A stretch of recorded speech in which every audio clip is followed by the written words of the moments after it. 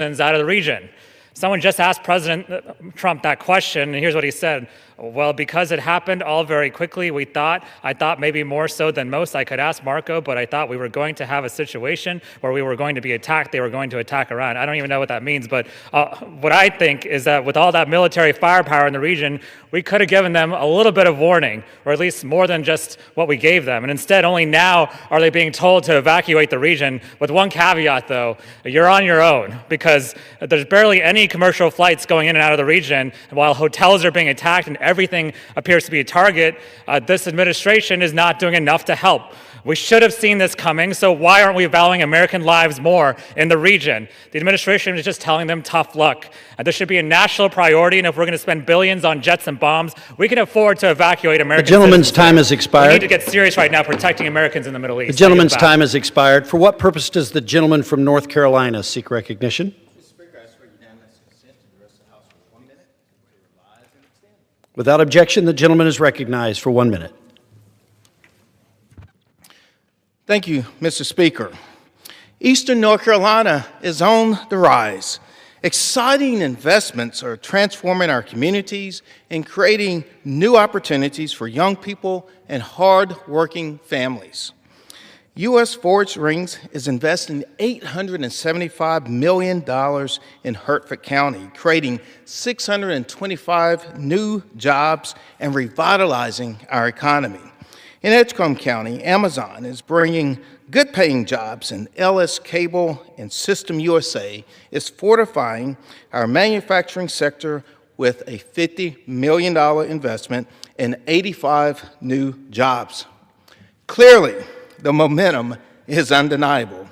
These are more than just investments. These represent real opportunities. Together, we are reshaping our future. Thank you, Mr. Speaker. I yield back. Pursuant to Clause 12A of Rule 1, the Chair declares the House in recess, subject to the call of the Chair.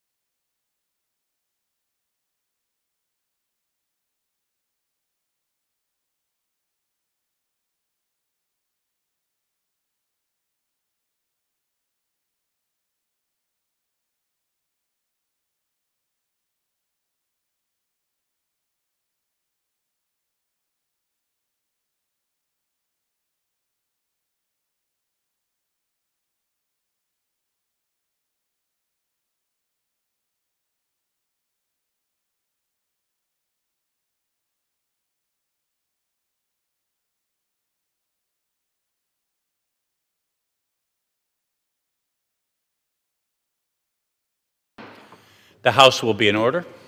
For what purpose does the gentlewoman from South Carolina rise? Mr. Speaker, pursuant to Clause 2A1 of Rule 9, I rise to give notice of my intent to raise a question of the privileges of the House. The form of the resolution is as follows: directing the Committee on Ethics to preserve and publicly release records of the committee's review of violations or alleged violations of Clause 9 as it pertains to acts of sexual harassment. And Clause 18 of Rule 23 of the Rules of the House of Representatives, whereas there is no place for sexual harassment or unwelcome sexual advances in the House of Representatives. Whereas Clause 9 of Rule 23 of the Rules of the House provide member, delegate, resident commissioner, officer, or employee of the House may not discharge and may not refuse to hire an individual or otherwise discriminate against an individual with respect to compensation, terms, conditions, or privileges of employment because of their race, color, religion, sex, including marital or parental status, sexual orientation, gender identity, disability, age, or national origin of such individual, including by committing an act of sexual harassment against such individual. Whereas Clause 18A of Rule 23 of the Rules of the House provides a, quote, member, delegate, or resident commissioner may not engage in a sexual relationship with any employee of the House who works under the supervision of the member, delegate, or resident commissioner, or who is an employee of a committee on which the member, delegate, or resident commissioner serves. Whereas Clause 18B of Rule 23 of the Rules of the House provides a member, delegate, resident commissioner, officer, or employee of the House may not engage in unwelcome sexual advances or conduct towards another member, delegate, resident commissioner, officer, or employee of the House. Whereas sexual harassment and unwelcome sexual advances by members, delegates, or resident commissioners in violation of Clause 9 and Clause 18 of Rule 23 of the Rules of the House affect the safety, dignity, and integrity of the proceedings of the House of Representatives.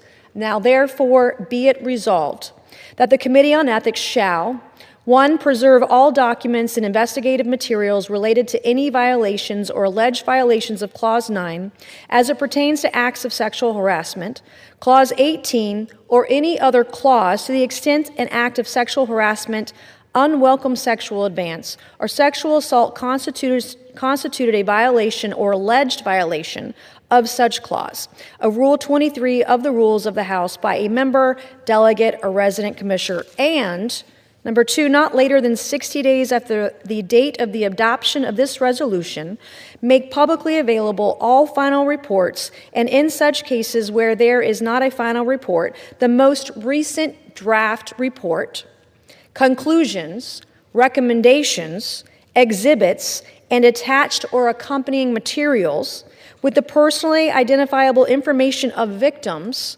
alleged victims, and witnesses redacted, related to the committee's investigations into alleged violations of Clause 9 as it pertains to acts of sexual harassment, Clause 18, or any other clause to the extent an act of sexual harassment, unwelcome sexual advance, or sexual assault constituted a violation or alleged violation of such clause of Rule 23 by a member, a delegate, or resident commissioner. And I yield back. Under Rule 9, a resolution offered from the floor by a member other than the majority leader or the minority leader as a question of the privileges of the House has immediate precedence only at a time designated by the chair within 2 legislative days after the resolution is properly noticed. Pending that designation, the form of the resolution presented by the gentlewoman from South Carolina will appear in the record at this point. The chair will not at this point determine whether the resolution constitutes a question of privilege. That determination will be made at the time designated for consideration of the resolution. Pursuant to Clause 8 of Rule 20, the chair will postpone further proceedings today on motions to suspend the rules on which a recorded vote or the yeas and nays are ordered, or votes objected to under Clause 6 of Rule 20. The House will resume proceedings on postponed questions at a later time. For what purpose does the gentleman from Arkansas seek recognition? Mr. Speaker, I move to suspend the rules and pass the bill H.R. 6365 as amended. The clerk will report the title of the bill. Union Calendar Number 437, H.R. 6365, a bill to require the Secretary of the Interior to issue a right-of-way for an emergency exit on certain National Park Service land in the state of Virginia and for other purposes. Pursuant to the rule, the gentleman from Arkansas, Mr. Westerman, and the gentlewoman from Oregon, Ms. Hoyle, will each control 20 minutes. The chair recognizes the gentleman from Arkansas. Mr. Speaker, I ask unanimous consent that all members have 5 legislative days to revise and extend their remarks and to include extraneous material on H.R. 6365, the bill now under consideration. Without objection. Mr. Speaker, I yield myself such time as I may consume. The gentleman is recognized. I rise today in support of H.R. 6365, the Wintergreen Emergency Egress Act, introduced by Representative John McGuire of Virginia. This bill accomplishes something very simple and very important. It directs the Department of the Interior to issue a narrow right-of-way so the Wintergreen community in Virginia can complete an emergency-only evacuation route. Wintergreen is a mountain community located near the Blue Ridge Parkway with one road in and one road out. That single access point serves year-round residents, seasonal visitors, and first responders. Over the past decade, the community has grown from 150 to 500 residents, not including seasonal visitors, and the risk tied to having only one exit has grown along with it. In recent years, we have seen what happens when communities lack sufficient options to escape during emergencies. Fires in places like Paradise, California, and Lahaina, Hawaii, demonstrate how quickly evacuation routes can become overwhelmed and congested, endangering residents and first responders alike. For Wintergreen, this is not about building a new public road.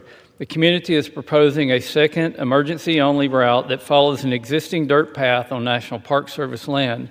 It would only require a short 30 feet of gravel to make the road usable for emergency vehicles. The community has already built the road on non-federal land and has spent years working through the federal process. The only remaining piece is a small segment of federal land that cannot move forward under current National Park Service regulations. H.R. 6365 offers a straightforward solution by directing the Secretary of the Interior to issue this vital right-of-way after required reviews are completed and reported to Congress. This is a targeted fix to a real safety problem. Representative McGuire's legislation improves evacuation planning, helps first responders, and does so with very minimal impact to federal land. I commend Representative McGuire for his leadership on this issue and advocacy on behalf of his constituents. I urge my colleagues to join me in supporting this legislation, and I reserve the balance of my time. The gentleman reserves. The gentlewoman from Oregon is recognized. Thank you, Mr. Speaker. The community of Wintergreen, Virginia is located in the Blue Ridge Mountains next to the popular Wintergreen Resort. It has a year-round population of 500 and a seasonal peak of almost 10,000. However, Wintergreen has only one road that leads in and out of the community. In an emergency situation, this is a major safety risk that could be catastrophic for Wintergreen's residents and visitors. H.R. 6365 addresses this problem by allowing a 400-foot-long single-lane gravel road connecting Wintergreen to the Blue Ridge Parkway, providing a secondary exit route in the case of an emergency. After completing the relevant environmental reviews, the National Park Service will be authorized to issue a right-of-way for the road. This is a common-sense bill that will improve public safety and make minimal changes to the surrounding natural area. I want to extend my gratitude to Representative McGuire and the senators from Virginia for introducing this legislation to help Wintergreen's residents and visitors. I urge my colleagues to vote in support of H.R. 6365. Thank you, and I reserve the balance of my time. The gentlewoman reserves. The gentleman from Arkansas is recognized. Mr. Speaker, I yield 4 minutes to the gentleman from Virginia, the lead sponsor of the bill, Mr. McGuire. Thank you, Mr. Chairman, and thank you, Mr. Speaker. I rise in strong support of my bill, H.R. 6365, the Wintergreen Emergency Egress Act. Wintergreen, Virginia is a popular tourist destination located off the Blue Ridge Parkway in my district. Wintergreen is one of the largest planned communities in Virginia with over 3,000 properties situated on 11,000 acres. The risk of wildfires was not top of mind when this mountain-type community was designed in the 1970s. and the original developers did not reserve an emergency egress corridor before conveying a few thousand acres of unneeded land to the Appalachian Trail Commission. Because of this, Wintergreen only has one entrance and one exit route. As awareness of wildfire risk grew, the community of Wintergreen was placed on the Virginia Department of Forestry's radar as a wildland-urban interface community with a high risk of a devastating fire. Since becoming aware of the increased risk of wildfire, the community has worked steadily to mitigate that risk. However, an emergency egress is still needed. For over 25 years, and working with 5 other members of Congress, the Wintergreen community has fought to complete an emergency evacuation route. The town of Wintergreen has already constructed all portions of the road that is not on federal land. Unfortunately, the only thing that has stood in their way all these years is a small portion or a small section of National Park Service controlled land, approximately 400 feet, that separates the unfinished road from being connected to the Blue Ridge Parkway. The recent wildfires in California and Maui highlight the danger posed by limited evacuation routes. People lost their lives in those fires because they were trapped in their vehicles with no way to escape. My bill is a proactive response to the very real threat to public safety that the town of Wintergreen currently faces if it needed to evacuate due to a natural disaster. We cannot wait until a tragedy occurs to make a change. Public safety and lives are at risk. The Wintergreen community, including Mr. Curtis Sheets, Chief of Wintergreen Fire and Rescue, has spent over 25 years fighting for the completion of this emergency evacuation route. I am proud to assist the entire Wintergreen community in continuing and finishing this fight. I'm proud to have bipartisan support of 7 of my colleagues in the Virginia delegation. This bill is not political, it is a common sense solution that is vital to preventing a tragedy in my district. I'd like to thank Chairman Westerman for his friendship and leadership in helping me address this important issue for my district. I urge all of my colleagues to vote in favor of H.R. 6365. Thank you, and I yield back the balance of my time. The gentleman yields back. Mr. Speaker, I have no further requests for time. I'm prepared to close and continue to reserve. The gentleman reserves. Gentlewoman from Oregon. Mr. Speaker, I urge my colleagues to support the legislation, and I yield back the balance of my time. The gentlewoman yields back. Gentleman from Arkansas. Mr. Speaker, once again, I want to thank Representative McGuire for his leadership on the Wintergreen Emergency Egress Act. Again, the bill addresses a clear safety risk with a narrow 30-foot wide easement and a practical solution. It allows a small emergency-only connection to move forward while keeping environmental reviews and oversight in place. This will help every resident and tourist who appreciates the beauty of Wintergreen, Virginia. It will keep them safe in the event of a natural disaster. I urge my colleagues to support H.R. 6365, and I yield back the balance of my time. The gentleman yields back. The question is, will the House suspend the rules and pass the bill H.R. 6365 as amended? Those in favor say aye. Aye. Those opposed, no. In the opinion of the chair, 2/3 being in the affirmative, the rules are suspended, the bill is passed, and without objection, the motion to reconsider is laid on the table.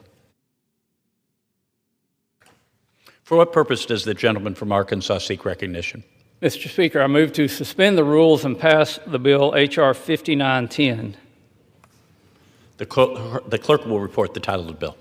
Union Calendar Number 388, H.R. 5910, a bill to authorize leases of up to 99 years for land held in trust for federally recognized Indian tribes. Pursuant to the rule, the gentleman from Arkansas, Mr. Westerman, and the gentlewoman from Oregon, Ms. Hoyle, will each control 20 minutes. Gentleman from Arkansas. Mr. Speaker, I ask unanimous consent that all members have 5 legislative days to revise and extend their remarks and to include extraneous material on H.R. 5910, the bill now under consideration. Without objection. Mr. Speaker, I yield myself such time as I may consume. The chair recognizes the gentleman from Arkansas.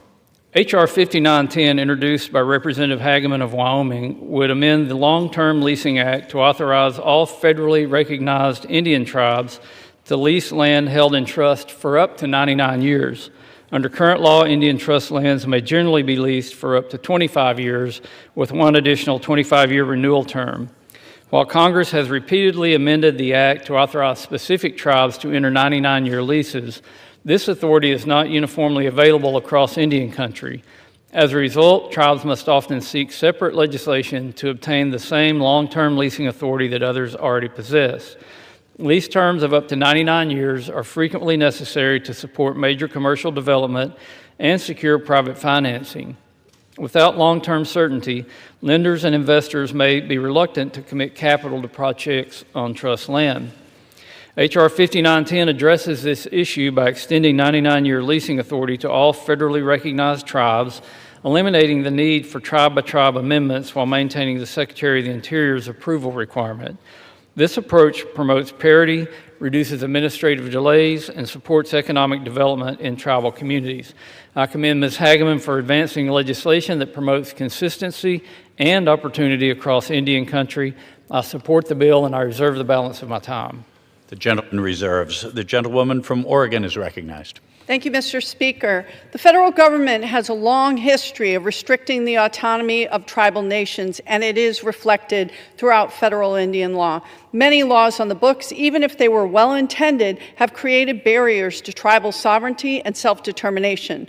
The Long-Term Leasing Act is one of these laws. It authorizes tribal nations to enter into lease agreements for up to 25 years with the option to renew for an additional 25 years. A 25-year lease is often too short to provide the certainty necessary for development in Indian country, where long-term investments in housing and infrastructure are critical to supporting tribal communities. Congress has repeatedly recognized this problem and addressed it piecemeal, passing individual bills for over 50 tribes to authorize lease terms of up to 99 years.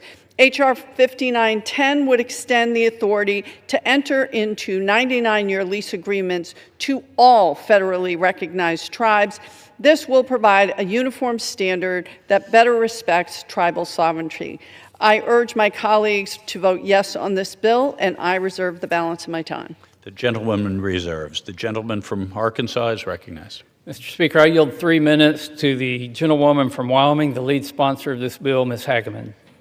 The gentlewoman is recognized. Mr. Speaker, I rise today in strong support of my bill, H.R. 5910, which amends the Long-Term Leasing Act to authorize any federally recognized Indian tribe to lease land held in trust for its benefit for up to 99 years. With the enactment of the Non-Intercourse Act in 1834, tribal land transactions have generally required congressional authorization. In 1955, however, Congress passed the Long-Term Leasing Act, authorizing tribal lands held in trust to be leased by the tribal owner for non-grazing purposes for up to 25 years, subject to approval from the Secretary of the Interior. These leases may be renewed for one additional term of up to 25 years, which could allow for a total lease time of up to 50 years. It is becoming abundantly clear that longer-term leasing is needed to assist with tribal economic development. For example, lease terms of 99 years are often needed for long-term commercial projects and financing arrangements.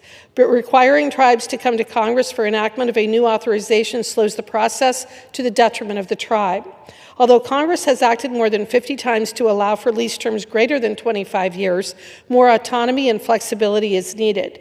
H.R. 5910 amends the Long-Term Leasing Act to grant 99-year lease authority over trust lands for any tribe that desires its ability. Tribes know best what is in their interests, and this bill gives them additional authority to meet those needs. By proactively extending this long-term leasing authority to tribes, Congress can empower them to pursue longer agreements that drive long-term investment, job creation, and economic opportunity in their communities. These goals simply cannot be achieved under the current statute. At its core, H.R. 5910 would update existing law to better align with modern business practices, reduce time-consuming bureaucracy tribes must go through, and allow each federally recognized tribe to determine what lease authorities are best for them and their members. I want to thank Rep. Ledger Fernandez for her continued co-leadership on this important piece of legislation, and Chairman Westerman for our Natural Resource Committee's focus on tribal autonomy and economic development. I encourage all of my colleagues to support H.R. 5910, and I yield back the balance of my time. The gentlewoman yields back. Mr. Speaker, I have no further requests for time. I'm prepared to close and reserve the balance of my time. The gentleman reserves. The gentlewoman from Oregon is recognized. Mr. Speaker, I urge my colleagues to support the legislation, and I yield back the balance of my time. The gentlewoman yields back. The gentleman from Arkansas. Mr. Speaker, again, H.R. 5910 ensures that all federally recognized tribes have equal access to long-term leasing authority necessary for economic development and financing. By extending 99-year leasing authority across all of Indian country, this bill promotes fairness, efficiency, and investment in tribal communities. I again want to thank Congresswoman Hageman for her leadership on this issue.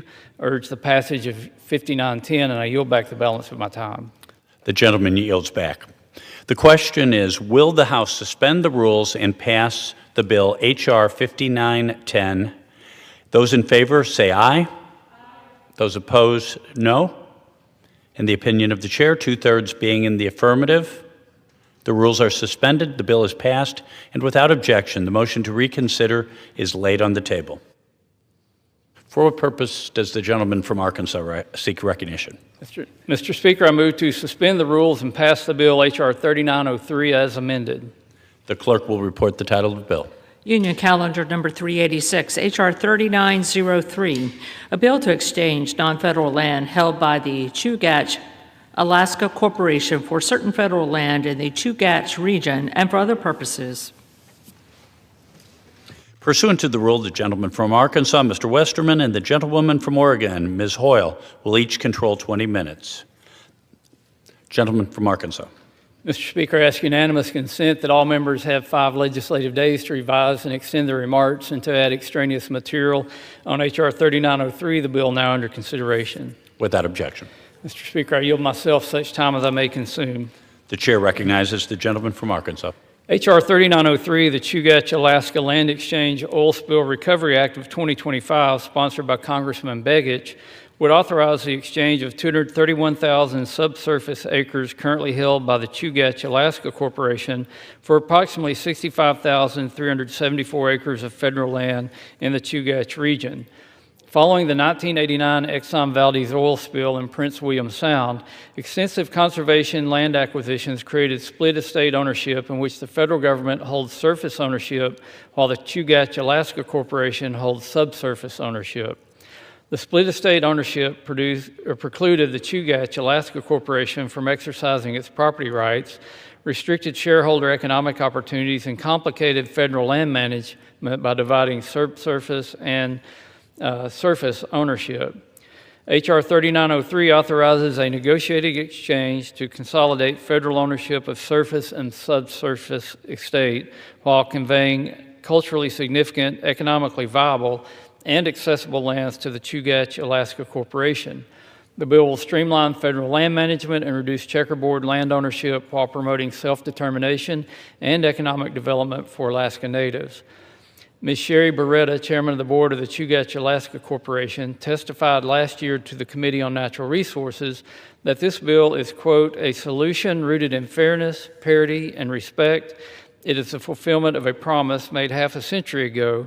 The Alaska Native corporations like Chugach will be able to use our lands as a foundation for economic growth and cultural preservation, end quote. She went on to say that, quote, for Alaska Native peoples, land is not a commodity, it is our identity, our history, and our future, end quote. I appreciate Ms. Beretta and the Chugach people for their work to address this matter. I also applaud Mr. Begich for working diligently with his constituents to develop and move this important legislation. I support the bill and I reserve the balance of my time. The gentleman reserves. The gentlewoman from Oregon is recognized. Thank you, Mr. Speaker. I rise in support of H.R. 3903, a bill to address the longstanding split estate challenges in the Chugach region of Alaska. Under the Alaskan Native Claims Settlement Act, Alaskan Native corporations, including the Chugach Alaskan Corporation, were promised lands of cultural and economic importance. However, Chugach only received a fraction of their traditional lands along with the subsurface rights beneath lands convened to the village corporations. Following the devastating Exxon Valdez oil spill in 1989, which released more than 11 million gallons of crude oil into Alaska's coastline, the federal government established the Trustee Council to manage settlement funds. These funds were used to purchase surface lands from the village corporation for conservation purposes. While the federal government acquired surface rights, Chugach retained the subsurface rights for approximately 230,000 acres, creating a split estate that has complicated land management and restricted Chugach's ability to manage their resources and land. H.R. 3903 would authorize a land exchange between the Chugach and the United States, allowing Chugach to exchange their current subsurface rights for surface and subsurface rights to approximately 65,000 acres of federal lands within the region. The Alaska Native Claims Settlement Act was enacted to resolve Alaska Native land claims and support self-determination. This bill would advance these goals by consolidating land ownership, improving conservation management, and providing Chugach greater control over their lands and resources. I ask my colleagues to vote yes on this bill, and I reserve the balance of my time. The gentlewoman reserves. The gentleman from Arkansas is recognized. Mr. Speaker, I yield 4 minutes to the lead sponsor of this bill, the gentleman from Alaska, Mr. Begich. The gentleman is recognized. Mr. Speaker, I rise today in support of H.R. 3903, the Chugach-Alaska Land Exchange Oil Spill Recovery Act, a bill I introduced to right an historic wrong that has gone unresolved for more than 3 decades. Nearly 40 years ago, an oil tanker ran aground in Prince William Sound, spilling 11 million gallons of crude oil across 1,300 miles of pristine Alaskan coastline. In the aftermath, the federal government used settlement funds to acquire roughly 231,000 acres of surface land for conservation. But it never acquired the subsurface rights underneath. Those belong to Chugach Alaska Corporation under the Alaska Native Claims Settlement Act. The result was a split estate. The federal government owned the surface, Chugach owned the subsurface, and neither side could act. Conservation goals were incomplete, and Chugach's Alaska Native shareholders were locked out of their lands. This bill fixes that. Under H.R. 3903, Chugach trades its 231,000 acres of unusable subsurface estate, land beneath federal conservation holdings that cannot be practically developed, in exchange for approximately 65,000 acres of fee simple land identified by the Bureau of Land Management as economically viable and culturally significant. Through this action, the federal footprint in Alaska is actually reduced by 65,000 acres. Not 1 acre is added to the federal estate. This is a true win-win. It perfects the conservation purpose of the original oil spill recovery program by unifying the surface and subsurface estates. And it finally gives Chugach Alaska Corporation and its Native shareholders the opportunity for the foundation that ANCSA intended. Congress recognized this problem in 2019 when it directed the Department of the Interior to study this issue. The BLM delivered its report in 2022, confirming the conflict and identifying lands for exchange.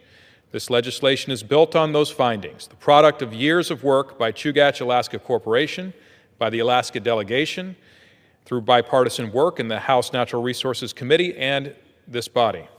Mr. Speaker, the people of the Chugach region have waited 36 years for this resolution, and this bill delivers it. I urge my colleagues to support H.R. 3903. I thank the House Natural Resources Committee for its unanimous bipartisan support, and I yield back the balance of my time. The gentleman yields back. Mr. Speaker, I have no further requests for time, and I'm prepared to close, and I reserve the balance of my time. The gentleman reserves. The gentlewoman from Oregon is recognized. Mr. Speaker, I urge my colleagues to support the legislation, and I yield back the balance of my time. The gentlewoman yields back. The gentleman from Arkansas. Mr. Speaker, H.R. 3903 aligns federal surface and subsurface ownership of conservation lands while resolving a decades-old problem by authorizing a land exchange between the Chugach Alaska Corporation and the federal government. I urge passage of the bill and yield back the balance of my time. The question is, will the House suspend the rules and pass H.R. 3903 as amended? Those in favor say aye. Aye. Those opposed, no. In the opinion of the chair, 2/3 being in the affirmative, the rules are suspended, the bill is passed, and without objection, the motion to reconsider is laid on the table. For what purpose does the gentleman from Arkansas seek recognition? Mr. Speaker, I move to suspend the rules and pass the bill H.R. 5419 as amended. The clerk will report the title of the bill. Union Calendar Number 441, H.R. 5419, a bill to direct the Secretary of the Interior and the Secretary of Agriculture to develop a plan for ensuring timely review of communications use authorizations and for other purposes. Pursuant to the rule, the gentleman from Arkansas will each control 20 minutes. The chair recognizes Arkansas. Mr. Speaker, I ask unanimous consent that all members have 5 legislative days to revise and extend their remarks and to add extraneous material on H.R. 5419, the bill now under consideration. Without objection. Mr. Speaker, I yield myself such time as I may consume. Gentleman is recognized. I rise in support of H.R. 5419, the Enhancing Administrative Reviews for Broadband Deployment Act, introduced by Representative Keene. In today's economy, broadband is a necessity, not a luxury. An affordable connection to high-speed internet is critical, particularly for rural communities that rely on the internet for telehealth opportunities, public safety updates, and online learning. Yet in too many rural and tribal communities, reliable broadband is still costly, rare, or even non-existent. Building networks across rural America presents many challenges due to low population density, vast distances, and rugged terrain. To reach these areas, broadband developers must install infrastructure on federal lands managed by the Departments of the Interior or the U.S. Forest Service. But too often, the federal permitting process adds unnecessary cost and years of delay, sometimes taking 5 to 10 years to complete a single broadband project. That's because broadband providers seeking to connect households and businesses face layered permitting requirements, redundant reviews, and spotty coordination among federal land management agencies when applying for broadband land use authorizations. This uncertainty drives up cost and causes rural areas to lag behind urban and suburban areas in connectivity, exacerbating the digital divide. H.R. 5419 takes a practical approach to this problem. Representative Keene's legislation recognizes that funding alone cannot connect our rural communities when the permitting process is still broken. This bill focuses on fixing what's actually delaying broadband deployment by requiring agencies to identify and report on permitting bottlenecks, coordination deficiencies, and bureaucratic redundancies that impede the efficient processing of broadband land use authorizations. The bill is an important first step in making the federal government a better partner in getting modern infrastructure to the communities that need it most. I thank Representative Keene for his leadership on this issue. I urge my colleagues to join me in supporting H.R. 5419, and I reserve the balance of my time. Gentleman reserves his time. The gentlewoman from Oregon. Thank you, Mr. Speaker. H.R. 5419 directs the Department of the Interior and the U.S. Forest Service to evaluate policies, rules, and regulations related to the siting and permitting of broadband infrastructure on public lands. This bill is a common sense step to help update and modernize our broadband infrastructure. Public lands host a lot of communications infrastructure that Americans rely on every day to connect our smartphones, laptops, and television. Broadband isn't just for entertainment. It's what people use to do their jobs, access health care, and file their taxes. Thanks to the bipartisan infrastructure law, Oregon recently received federal approval to move forward with the largest broadband infrastructure investment in our state's history. This will connect over 100,000 unserved and underserved Oregonian households and businesses to affordable, high-speed, and reliable internet services. However, in states like Oregon and in districts like the one I have the honor to represent, with large amounts of federal land, broadband infrastructure projects often require additional levels of permitting and coordination across local and state federal government. H.R. 5419 will help us look for opportunities to address any broadband permitting barriers and update the rules in a measured and responsible way. This bill will help balance two critical obligations: building out the infrastructure we need for vital technology, and upholding our commitments to the health and stewardship of our public lands. We can and must meet both obligations. I thank my colleague from New Jersey, Representative Keene, for introducing this bill, and I urge my colleagues to vote in support of H.R. 5419. Thank you, and I reserve the balance of my time. Gentlewoman reserves her time. Gentleman from Arkansas is recognized. Mr. Speaker, I yield 3 minutes to the lead sponsor of this bill, the gentleman from New Jersey, Mr. Keene. Thank you. Gentleman's recognized for 3 minutes. Mr. Speaker, I rise today to speak in favor of my legislation, H.R. 5419, the Enhancing Administrative Reviews for Broadband Deployment Act.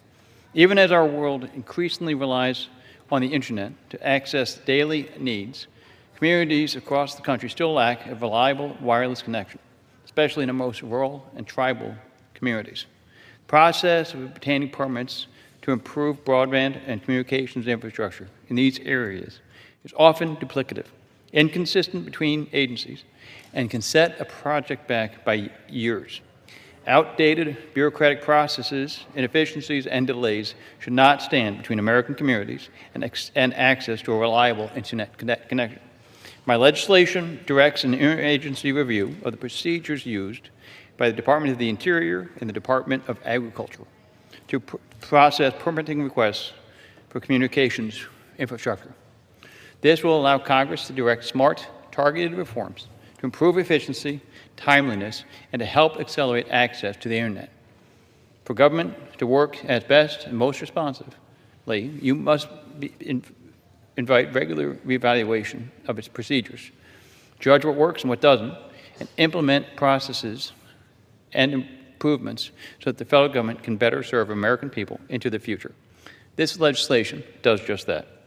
H.R. 5419 ensures a coordinated interagency approach to making the government run more efficiently so that the federal government is an active participant in, not an obstacle to, bridging the digital divide. I appreciate the partnership of Chairman Westman and bipartisan colleagues as this bill passed through the House Natural Resources Committee earlier this month. I urge my colleagues to support this legislation, and I yield back. Speaker, I have no further requests for time. I'm prepared to close and reserve the balance of my time. Gentleman's recognized. Gentleman reserves. You will close. The woman from Oregon is recognized. Thank you, Mr. Speaker. I urge my colleagues to support this legislation, and I yield back the balance of my time. Gentlewoman yields back her time. Gentleman from Arkansas. Mr. Speaker, H.R. 5419 is a bill that cuts red tape, streamlines approvals, and accelerates broadband access by addressing the permitting barriers that slow broadband development on federal lands. By identifying areas to improve coordination, reduce onerous reviews, and strengthen the permitting processing at the federal level, this bill will help close the digital divide that exists in rural and tribal communities. Before I close, I ask unanimous consent to include in the record an exchange of letters between the Committee on Natural Resources and the Committee on Agriculture. Without objection. I urge my colleagues to support Representative Keene's legislation, and I yield back the balance of my time. The gentleman yields back his time. All time is yielded. The question is, will the House suspend the rules and pass the bill H.R. 5419? Those in favor, amended. Those in favor will say aye. Those opposed, no. In the opinion of the chair, 2/3 being in the affirmative, the rules are suspended. The bill is passed without objection. The motion to reconsider is laid on the table. Objection. The title is amended.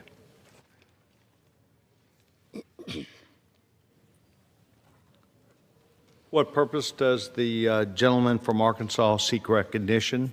Mr. Speaker, I move to suspend the rules and pass the bill H.R. 755 as amended. Clerk will report the title of the bill. Union Calendar Number 444, H.R. 755, a bill to amend the Energy Act of 2020 to include critical materials in the definition of critical mineral and for other purposes. Pursuant to the rule, the gentleman from Arkansas, Mr. Westerman, and the gentlewoman from Oregon, Ms. Hoyle, will each control 30 minutes. The chair now recognizes the gentleman from Arkansas. Mr. Speaker, I ask unanimous consent that all members have 5 legislative days to revise and extend their remarks and to add extraneous material to H.R. 755, the bill now under consideration. Without objection. Mr. Speaker, I yield myself such time as I may consume. Gentleman is recognized. I rise today in support of H.R. 755, the Critical Mineral Consistency Act, which accomplishes the important task of unifying the U.S. Geological Survey's list of critical minerals and the Department of Energy's list of critical materials. The Energy Act of 2020 defined critical minerals and directed the United States Geological Survey, or USGS, to publish a list of critical minerals every 3 years. The same act directed the Secretary of Energy to develop a critical materials list that includes all the same minerals on the USGS list, but adds, quote, any non-fuel mineral, element, substance, or material that the Secretary of Energy determines has a high risk of supply chain disruption and serves an essential function in one or more energy technologies, including technologies that produce, transmit, store, and conserve energy, end quote. The discrepancies between the list makes it difficult for regulators and producers to determine what emphasis to place on each resource and how to allocate efforts towards resource recovery. H.R. 755, or under H.R. 755, each agency would determine what to include in its own list, but a new combined list is called the Critical Minerals and Materials List, which will be published by the Department of the Interior. Moving forward, all federal agencies will be required to use this unified list when administering programs involving critical minerals or critical materials. These changes promote accessibility, clarity, and consistency for regulators, producers, and members of the public. I thank Representative Ciscomani for his work on this important legislation. I support this common sense bill and reserve the balance of my time. Gentleman reserves his time. Gentleman from Oregon is recognized. Thank you, Mr. Speaker. Congress codified the critical minerals list in the Energy Act of 2020 to identify which minerals are most important to our economic and national security and at risk of supply chain disruption. The United States Geological Survey was required to create and update that list following a transparent, science-based process. At the same time, Congress directed the Department of Energy to create its own list focusing on critical minerals and materials for energy needs. Both lists provide crucial strategic direction for federal decision makers to secure our most critical and vulnerable supply chains. H.R. 755 provides administrative clarity by creating a unified critical minerals and materials list, which incorporates the list from both USGS and DOE, while allowing the agencies to maintain the scientific integrity of their individual processes. I want to thank the bill sponsors and my colleagues across the aisle for working with the committee Democrats to incorporate changes to the original bill to better coordinate agency analysis without fully losing the individual purpose of the two lists. Unfortunately, a lot of careful policymaking and scientific work to identify critical minerals and materials is actively being undone. First, these lists are only useful if they are unbiased, and the current administration has blatantly violated the law by including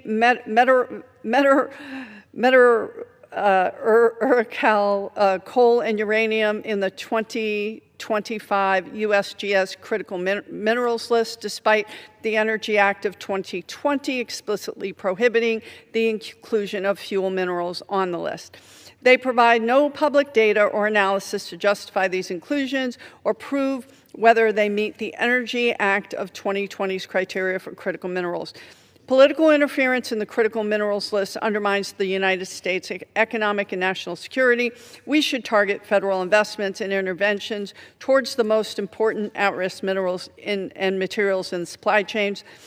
Additionally, designating minerals and materials as critical only matters if we can actually use these lists and designations. Much of the latest critical minerals legislation that has passed on a partisan basis this Congress actually makes no distinction at all about prioritizing critical minerals. These bills have often provided deregulation across the board to every industry from gold to coal. Again, I do want to thank the majority for working with us on this legislation, and I reserve the balance of my time. Gentleman reserves time. The gentleman from Arkansas. Mr. Speaker, I yield 3 minutes to the House Natural Resources Committee's Subcommittee on Energy and Minerals Chairman, the gentleman from Minnesota, Mr. Stauber. Gentleman's recognized for 3 minutes. Mr. Speaker, I rise today in support of H.R. 755, the Critical Mineral Consistency Act, introduced by my good friend from Arizona, Mr. Ciscomani. The Energy Act of 2020 took a significant first step recognizing the importance of critical minerals and critical materials to the American economy and our strategic national security.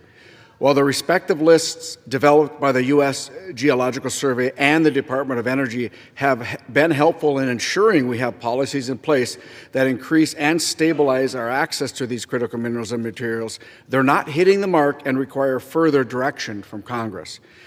The two agencies use different criteria and do not take into consideration the same parameters, sometimes leading to different lists. Notably, the USGS list does not account for forward-looking data and analysis, such as international demand and growth trajectories, which the DOE list does. Currently, DOE automatically adopts any minerals USGS deems critical for their own critical materials list, but it doesn't work the other way around.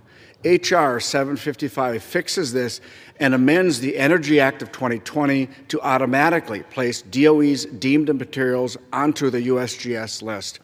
Under this legislation, each agency would still be responsible for reviewing elements under their unique purview based on their own technical expertise. It would simply streamline interagency coordination and ensure USGS is taking into account the full picture and the best, most complete information when developing its critical minerals list. This legislation is a small yet important step in ensuring we have access to the critical minerals and materials that are necessary for our national security, along with our ability to compete and win in this 21st century. I urge my colleagues to join me in supporting this bill, and I yield back. Mr. Speaker, I have no further requests for time. I'm prepared to close and reserve the balance of my time. Gentleman reserved. The gentlewoman from Oregon may close. Mr. Speaker, I would like to yield as much time as he may consume to the gentleman from Maryland, Mr. Hoyer.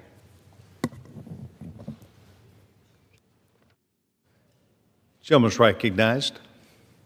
I ask unanimous consent to revise and extend my remarks. Without objection. I thank the gentlelady for yielding. And I want to say that the chairman who's on the floor is a good friend of mine and one of, I think, our best leaders in the Congress. And I thank him for his continuing efforts and his willing to work together across the aisle. I want to rise, Mr. Speaker, to address the American public, of course, through the Speaker. We are at war, Mr. Speaker. And I rise in support of this bill, which is a bill on which we all agree. I want to suggest that we also, at this time of crisis, pass something that we all agree on, that we've already voted on, that passed the House. It is legislation which funds Homeland Security.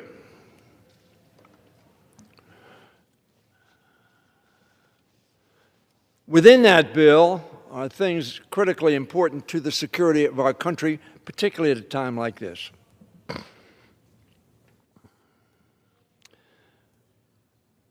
Rosa DeLauro, the chair of the ranking member of the Appropriations Committee, has a piece of legislation, Mr. Speaker, that funds all of the items on which we agree. That ought to be easy. It particularly ought to be easy at a time of crisis where we're at war and Homeland Security is so important. The bill that Ms. DeLauro has put on the floor would fund the Office of the Secretary and the Executive Management. It would fund Federal Emergency Management Agency. It would fund the U.S. Citizenship and Immigration Service. It would fund the Coast Guard of the United States. It would fund the Secret Service, charged with the responsibility of defending the President of the United States and other officials. It would fund Cybersecurity and Infrastructure Security Agency, CISA as it's called, fund Transportation and Security Agency, fund the Science and Technology Directorate, fund immigration and customs, it would not fund the immigration and customs enforcement, nor the customs and border protection. Now, they're tied in one bill, but surely, I hoped, Mr. Speaker, my remarks would be compelling without us being at war, which we have been now for, I suppose, almost 96 hours. But certainly at this point in time, we ought to come together at a time when we're at war on things on which we agree. And all of the ones I listed, we've already voted for. They need to be funded. They're critical to our national security. And surely, men and women of goodwill and patriotism should stand for funding things on which we agree. Now, there are two things on which we do not agree. And frankly, our disagreement is not relevant to our national security today or tomorrow or perhaps for at least 24 months. Why?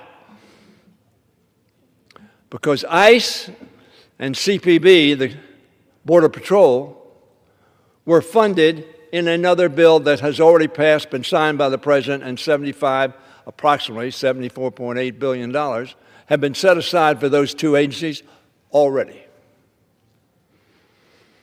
So they're operating, and presumably their people are getting paid, because we have already appropriated money for those two. But we have a substantial disagreement on the operations and activities being conducted by those two agencies. And therefore, we don't have agreement on that. Irrelevant to their present operations, because we've already appropriated money, which, by the way, none of us voted for on this side of the aisle. So we have a very substantial difference based upon our constitutional concerns that those two agencies are not acting within the strictures of the Constitution of the United States, the laws of the United States, or the norms of police activity in the United States of America. That is a legitimate and honest difference of opinion. And we ought not to hoist on the petard of the differences we have on these two agencies to preclude funding the Office of the Secretary, Federal Emergency Management Agency, the U.S. Coast Guard, the U.S. Secret Service, Cybersecurity and Infrastructure Security, Transportation Security Agency, and the Science and Technology Directorate.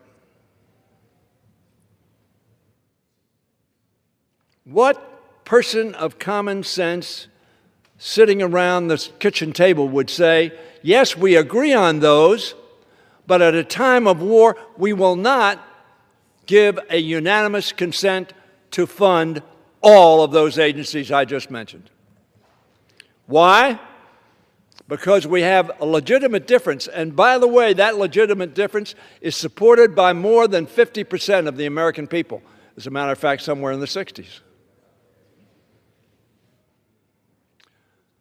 So I rise on this bill, which is not about this, because I would not get time to speak about it otherwise. And I think it ought to be compelling for each one of us in this body and every American citizen to be concerned that at a time of war, we are allowing difference on one segment of a bill to preclude us agreeing to the segment so critical to our domestic and international security. So I'm hoping, Mr. Speaker, that my Republican colleagues, and as I said, Mr. Westerman's not involved in this other than I'm speaking on his bill. But I hope the logic of what I am saying appeals to the patriotism in every one of us that we ought not to allow these agencies I have read, on which we've already voted, on which we already agree, and which the President ought to sign, because we're holding hostage all of them to the legitimate disagreement that we have on two of the agencies within this bill. Surely I don't believe the American citizens would say that's a common sense thing to do, nor do I think they would say that it was within the best interest of this country to do. And surely, as a democracy, we should not take the position, if we can't agree on one of the issues, we won't agree on any of the issues. I suggest that would be irrational. And so I rise today on behalf of the DeLauro bill, of which I'm a co-sponsor, and there's some 50 others of us who are co-sponsors, to ask that the Republicans who are in charge, who are the majority, who can make this decision,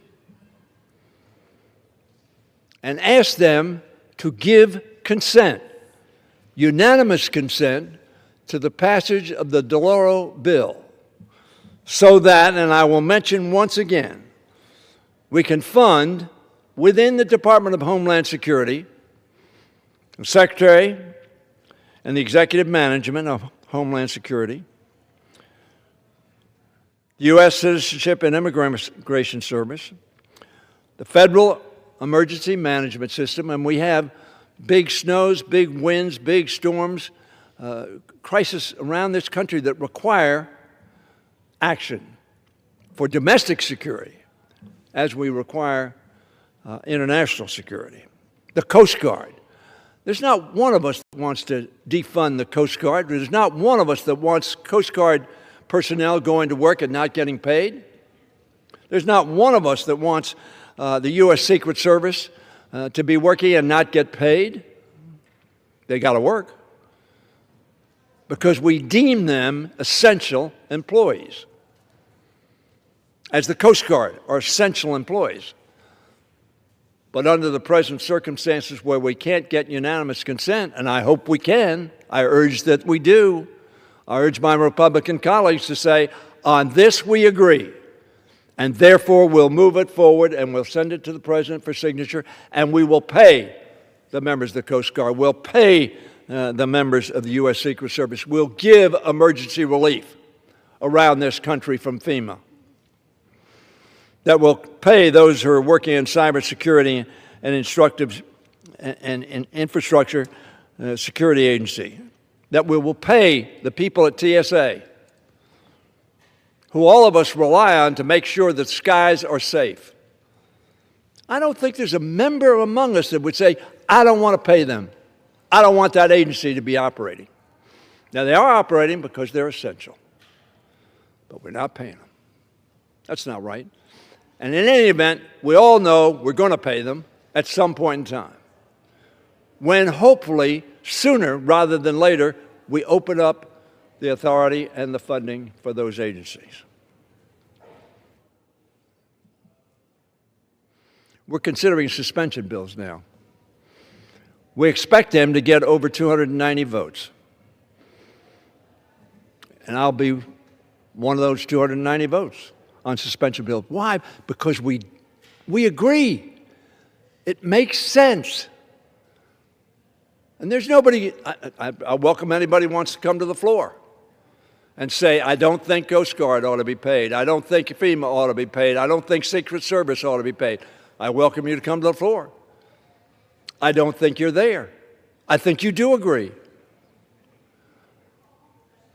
Do not take hostage those employees because we have a fundamental constitutional difference. Now, by the way, you may think that, oh, well, we don't have a difference. Yes, we do. We don't believe that the two agencies we want to exempt are following the law. Now, let me quote the border czar, His name is Tom Homan. The President of the United States sent him to Minneapolis to work out bringing the confrontation in Minneapolis to a close. They knew the public was for that. But Tom Homan said this: when a court ruled that what Border Patrol was doing was inconsistent with law and Constitution, what was his response? I don't care what the judges think. I don't care.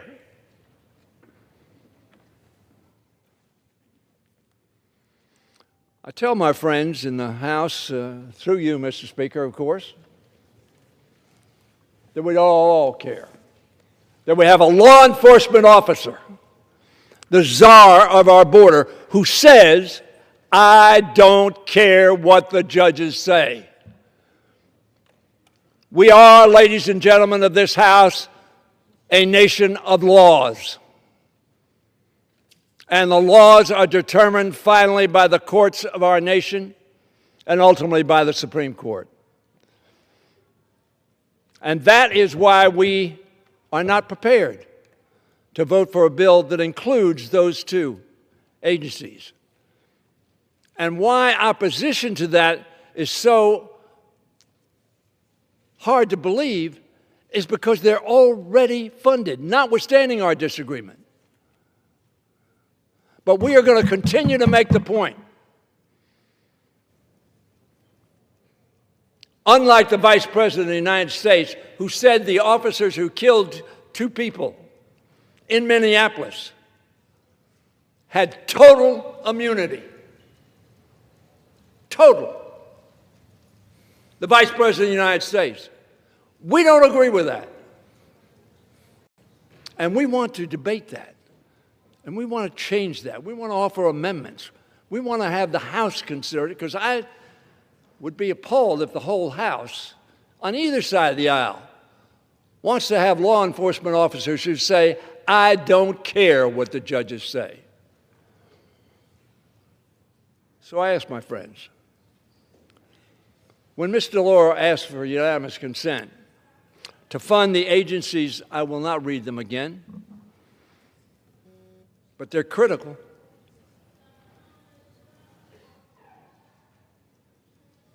I will ask them to give their consent and pass those bills for which we have agreement. America deserves that. Frankly, our men and women in uniform in the Middle East deserve that. Our men and women in uniform who are here, who may be deployed, deserve that. More importantly, every citizen in this country and every person who is in this country deserves that we follow our Constitution and laws of our nation. We take an oath to that.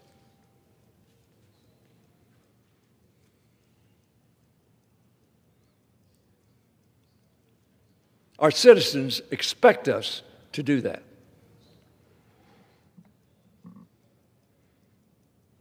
I hope that as no later than tomorrow, we will pass a unanimous consent request to fund the personnel who are protecting this country in a way on which we all agree, and then move at some point in time to a legitimate discussion in this body about what CPB and ICE are doing, within or without the law, and I yield back the balance of my time.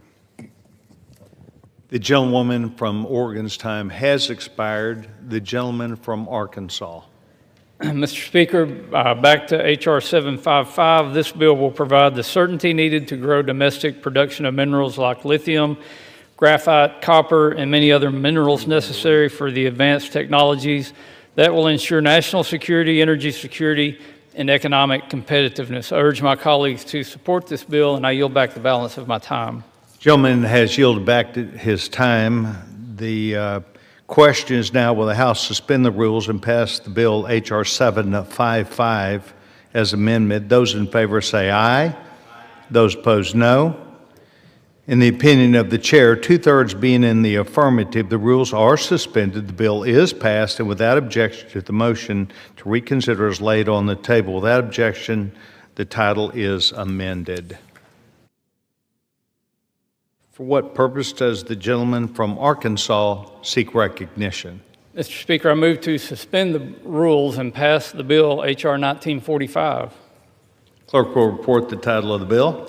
Union Calendar Number 442, H.R. 1945, a bill to designate the America's National Churchill Museum National Historic Landmark and for other purposes. Pursuant to the rule, the gentleman from Arkansas, Mr. Westerman, and the gentlewoman from Oregon, Ms. Hoyle, will control 20 minutes. The chair recognizes now the gentleman from Arkansas. Mr. Speaker, I ask unanimous consent that all members have 5 legislative days to revise and extend their remarks and to add extraneous material to H.R. 1945. Without objection. Mr. Speaker, I yield myself such time as I may consume. Gentleman's recognized. I rise in support of H.R. 1945, the America's National Churchill Museum National Historic Landmark Act, sponsored by Representative Onder of Missouri. This bill recognizes a place of global consequence in the heart of small-town America, America's National Churchill Museum at Westminster College in Fulton, Missouri. On March 6, 1946, on the heels of a devastating world war, Sir Winston Churchill traveled to Fulton to deliver an address that foreshadowed the next stage of America's global conflict against evil. In his now famous speech, Sinews of Peace, Churchill warned that an Iron Curtain had descended across Europe and urged a new Western alliance against the aggression of the totalitarian Soviet Union. For 5 decades, the museum in Fulton has conserved the speech's history and allowed the public to experience that pivotal moment. It is also home to a remarkable structure, the Church of St. Mary's the Virgin, Aldermanbury, a 12th century church, was transported from London to Fulton in the 1960s to commemorate Churchill's speech today. And the entire site services as a civic center of engagement and educational programming that brings to life the story and legacy of Winston Churchill. H.R. 1945 builds on that historic legacy. Representative Onder's bill would designate America's National Churchill Museum as a National Historic Landmark. In doing so, the museum will be able to enter into cooperative agreements with the National Park Service to protect historic resources and support public programming. This is a simple bill that strengthens stewardship of a unique historical site without adding to the federal estate. I urge my colleagues to support H.R. 1945, the America's National Churchill Museum National Historic Landmark Act, and I reserve the balance of my time. Gentleman reserves his time. Gentlewoman from Oregon is recognized. Thank you, Mr. Speaker. H.R. 1945 will designate America's National Churchill Museum as a National Historic Landmark. It would also direct the Secretary of the Interior to conduct a special resource study to determine whether the museum is eligible for inclusion in the National Park System. This museum is located on the campus of Westminster College in Fulton, Missouri, where former Prime Minister Winston Churchill delivered his famous Iron Curtain speech at the outbreak of the Cold War. It contains exhibits about Churchill, his life, and his impact, all of which play a role in our story here and in London. If the museum exhibits include a continuous section of the Berlin Wall, the gymnasium where Churchill delivered the Iron Curtain speech, and the Church of St. Mary the Virgin, a historic building which survived the air raids in London during World War II and was moved to Fulton in the 1960s. These are wonderful exhibits and a truly significant historical location that is worthy of national recognition.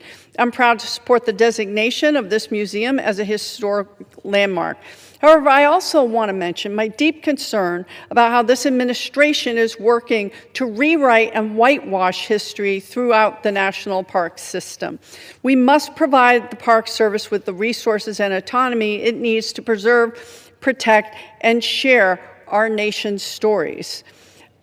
warts and all. Winston Churchill himself once famously told the House of Commons, "Those that fail to learn from history are doomed to repeat it." And we cannot learn from history if we erase history. We cannot see how far we have come if we erase the things that don't fit into the current idea of the way things should be.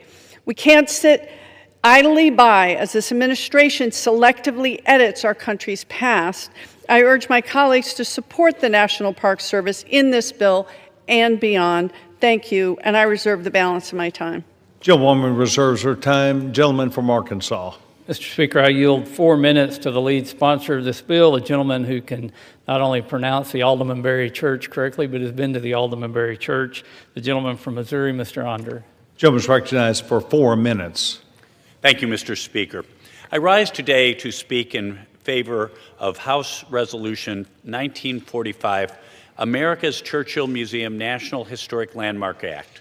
This legislation will formally recognize America's National Churchill Museum in Fulton, Missouri as a National Historic Landmark, a designation long overdue and deeply deserved. Nearly 80 years ago this week, in 1946, Westminster College hosted one of the most consequential speeches of the 20th century, Winston Churchill's Sinews of Peace speech, better known as the Iron Curtain speech. With President Harry Truman at his side, Churchill warned the world of the division descending over Europe. Many historians mark that moment as the beginning of the Cold War. It was also a call to defend democracy, restore alliances, and uphold freedom. To honor Churchill's words and legacy, Westminster College embarked on an extraordinary project. Rather than erecting a statue or plaque, the college acquired, transported, and reconstructed a Christopher Wren designed church from London, a building more than 900 years old. St. Mary the Virgin Aldermanbury survived the Great Fire of London in 1666, was rebuilt by Wren, and was nearly destroyed again during the Blitz of World War II.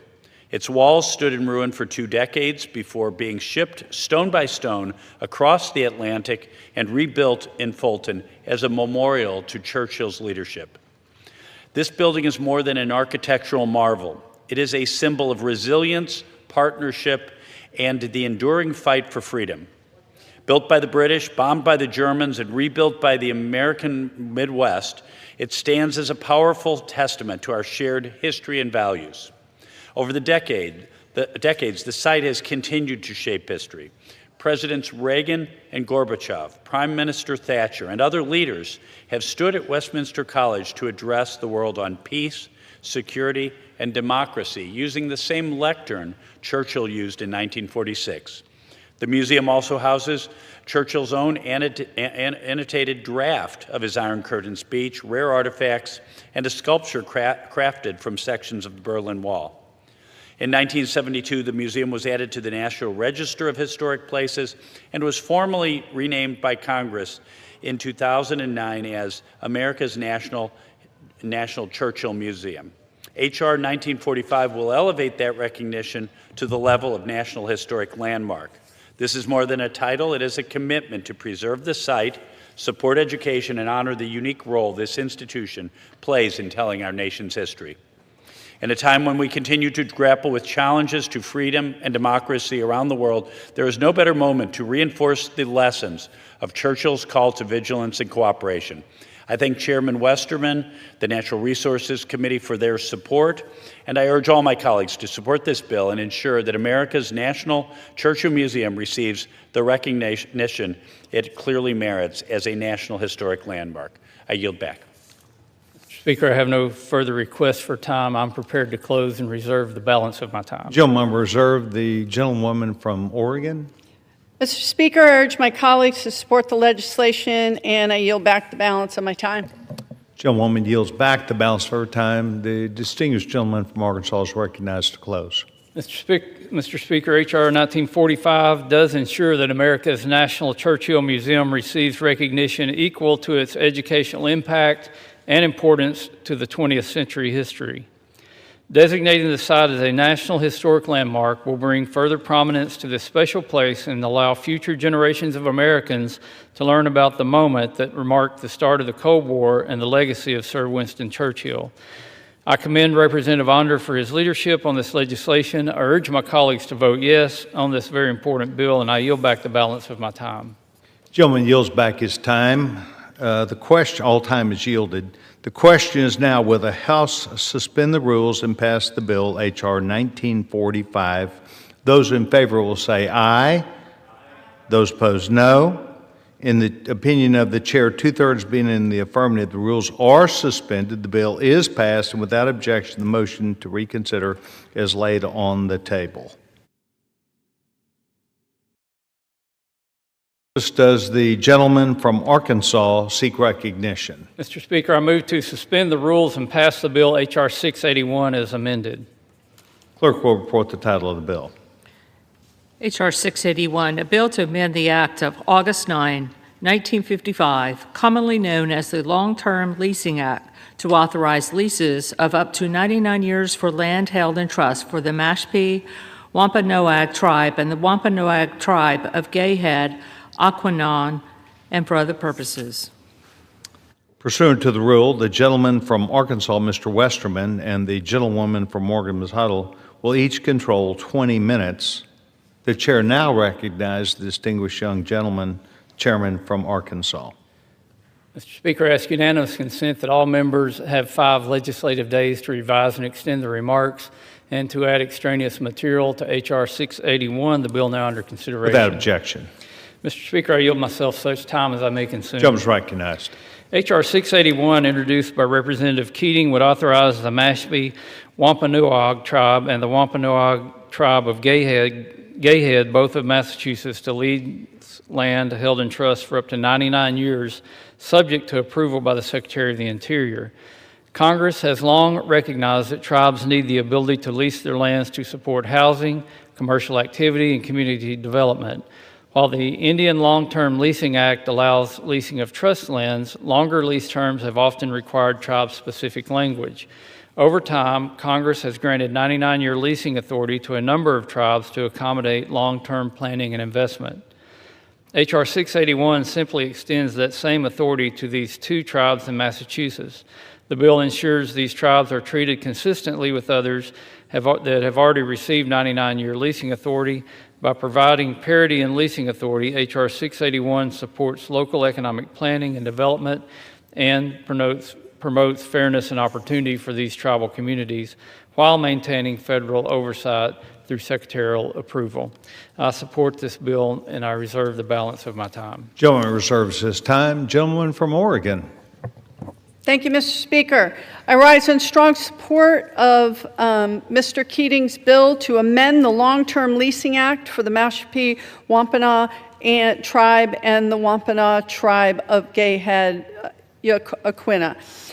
Under the Long-Term Leasing Act, tribes are generally limited to lease terms of 25 years with an option to renew for an additional 25 years. This restriction, as we mentioned earlier, often has hindered economic development in Indian country where growth is essential to providing services and opportunities for tribal citizens. To address this barrier, Congress has repeatedly passed bipartisan, non-controversial bills allowing individual tribes to secure long-term leases, just as H.R. 681 seeks to do. Representative Keating's bill would authorize the Mashpee Wampanoag tribe and the Wampanoag tribe of Gayhead, Aquina to enter into lease agreements for up to 99 years, providing parity with other tribes that already have that authority. Extending lease terms from 25 to 99 years will provide certainty that lenders, investors, and development partners need to make meaningful long-term investments with the tribes, helping promote economic stability and address the tribe's ongoing housing challenges. This bill respects tribal sovereignty and advances self-determination. It removes barriers to the tribe's housing and economic development efforts. I strongly urge my colleagues to support this bill, and I reserve the balance of my time. Gentlewoman reserves her time. Gentleman from Arkansas. Mr. Speaker, I have no request for time. I'm prepared to close and reserve the balance of my time. Gentleman reserves his time pending closed. Gentlewoman from Oregon is recognized. Mr. Speaker, I urge my colleagues to support the legislation, and I yield back the balance of my time. Gentlewoman from Oregon yields back her time. Gentleman from Arkansas is recognized. Mr. Speaker, H.R. 681 again provides equal leasing authority to the Mashpee Wampanoag tribe and the Wampanoag tribe of Gayhead, aligning them with the other tribes that have already received 99-year leasing authority from Congress. I'll support H.R. 681 and yield back the balance of my time. Gentleman from Arkansas yields back his time. The question is, and all time is yielded, will the House suspend the rules and pass the bill H.R. 681 as amended? Those in favor say aye. Those opposed, no. In the opinion of the chair, 2/3 being in the affirmative, the rules are suspended. The bill is passed without objection. The motion to reconsider is laid on the table. Without objection, the title is amended. For what purpose does the distinguished gentleman from Arkansas seek recognition? Mr. Speaker, I move to suspend the rules and pass the bill H.R. 3692 as amended. Clerk will report the title of the bill. H.R. 3692, a bill to reauthorize the Young Fishermen's Development Act. Pursuant to the rule, the gentleman from Arkansas, Mr. Westman, and the gentlewoman from Oregon, Ms. Hodel, will each control 20 minutes. The chair now recognizes the gentleman from Arkansas. Mr. Speaker, I ask unanimous consent that all members have 5 legislative days to revise and extend their remarks and to add extraneous material on H.R. 3692, the bill now under consideration. Without objection, the gentleman is recognized. Mr. Speaker, I yield myself such time as I may consume. The gentleman is recognized. I rise in support of H.R. 3692, the Captain Accurcio Gus Sanfilippo Young Fishermen's Development Act, sponsored by Representative Moulton from Massachusetts. This bill is named after the captain of the Lily Jean, who tragically lost his life along with 6 others on board when the fishing vessel sank off the coast of Massachusetts in January. Our thoughts are with his family and the families of those who lost their lives in this terrible accident. The Young Fishermen's National Competitive Grant Program supports the training and education of the nation's next generation of commercial fishermen. The legislation would reauthorize the program through fiscal year 2031, supporting the education of America's future fishermen and competitive and sustainable American seafood economy. I support H.R. 3692, and I reserve the balance of my time. Gentleman reserves his time. The gentlewoman from Oregon is recognized. Thank you, Mr. Speaker. I would like to yield 5 minutes to the gentleman from Massachusetts, Mr. Moulton. Gentleman from Massachusetts is recognized for 5 minutes. Thank you, Mr. Speaker. As a representative of Gloucester, Massachusetts, America's oldest seaport, I am proud to lead this critical bill to reauthorize the Young Fishermen's Development Grant Program for another 5 years. This national competitive grant program supports the training and education of the nation's next generation of commercial fishermen. Commercial fishing is at the heart of Massachusetts' identity and economy, but this legacy will not endure if we don't help the next generation get started. These grants help the industry expand and evolve. I'm proud that this money will give new opportunities to young people who are interested in working at sea and supplying our communities with fresh seafood, so we don't buy it all from unregulated fisheries overseas. This bill has been renamed the Captain Accurcio Gus Sanfilippo Young Fishermen's Development Act in honor of the captain of the fishing vessel Lily Jean. Under this program, young fishermen across New England have received critical vocational training to enter the industry, develop into competitive deckhands, and transition to the wheelhouse as captains like Gus. I would like to thank Congressman Nick Begich from Alaska for partnering on this effort and making this a strong bipartisan bill. I am proud to lead the effort with him to keep this vital program funded every year. I would also like to thank Representatives Takuda, Radewagen, and Golden for their partnership. Now I'd like to say a few words about Gus. On January 30th, 2026, The 72-foot fishing vessel Lily Jean sank roughly 25 miles off Gloucester, Massachusetts. Tragically, all 7 crew members, including Captain Sanfilippo, were lost. Gus hailed from a family of fishermen and first learned the ropes of the industry from his father, Antonino, a Sicilian immigrant who owned the St. George II. Under his father's guidance, he developed the values of hard work and perseverance and a deep respect for the sea. The lessons Antonino taught Gus remained with him throughout his life. He later purchased his own fishing vessel, the Lily Jean, named after his daughter, and carried forth his family's legacy as the next generation of Sanfilippos to fish commercially.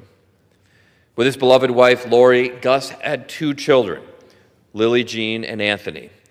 An adoring husband and father, he was also a father figure at sea. Captain Sanfilippo mentored countless young men and women who joined his crew, and he enjoyed teaching them essential skills such as net mending, electronics, navigation, and vessel maintenance. Most importantly, he stressed the value of teamwork and looking out for one another on the open ocean. Captain Sanfilippo took young workers under his wing, showing them not only how to succeed in the industry, but how to carry themselves with responsibility and courage. He ran a tight ship, valuing rules, structure, and safety. He took great pride in his role as captain and was, above all else, courageous and selfless. Captain Sanfilippo is currently being considered posthumously for a Mariner's Medal in recognition of his historic rescues of multiple fishing vessels in distress. As a father, he led by example with kindness, patience, steady guidance, integrity, and a generous heart. As a captain, he shared the same values with the young members of his crew. I am so proud to rename the Young Fishermen's Development Act on behalf of Captain Accurcio Gus Sanfilippo. And Mr. Speaker, I yield back. Mr. Speaker, H.R. 3692 will reauthorize the Young Fishermen's Development Act through fiscal year 2031, ensuring the next generation of commercial fishermen has the support they need to enter and sustain careers in this vital industry. The Young Fishermen's Development Grant Program addresses challenges by providing competitive grants of up to $200,000 to support training, education, and technical assistance programs. Since its implementation, the program has delivered nearly $2 million in direct support to workforce training programs nationwide, successfully lowering the barriers to entry and enabling practical apprenticeship programs. This bipartisan legislation maintains the $2 million annual authorization and is supported by Democrats and Republicans in both chambers of Congress. I have the honor to represent 2/3 of the Oregon coast, and commercial fishing is a very, very important part of our community and our traditions. So I urge my colleagues to join me in support of H.R. 3692 and investing in the future of America's commercial fishing industry. Thank you, and I reserve the balance of my time. Gentlewoman reserves the balance of her time. Does the gentleman wish to close? I reserve. The gentleman reserves. The gentlewoman's recognized. Mr. Speaker, I urge my colleagues to support this legislation, and I yield back the balance of my time. Gentlewoman yields back the balance of her time. The gentleman from Arkansas is recognized to close. Mr. Speaker, again, this bill promotes continued investment in both the next generation of American fishermen and the American seafood industry as a whole. I commend my friend, Mr. Moulton, for bringing this forward. I support his bill, H.R. 3692, and yield back the balance of my time. All time is yielded. The question is, will the House suspend the rules and pass the bill H.R. 3692 as amended? Those in favor will say aye. Those opposed, no. In the opinion of the chair, 2/3 being in the affirmative, the rules are suspended. The bill is passed. And without objection, the motion to reconsider is laid on the table. Without objection,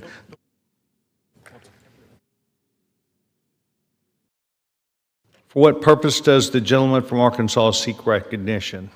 Mr. Speaker, I move to suspend the rules and pass the bill S723.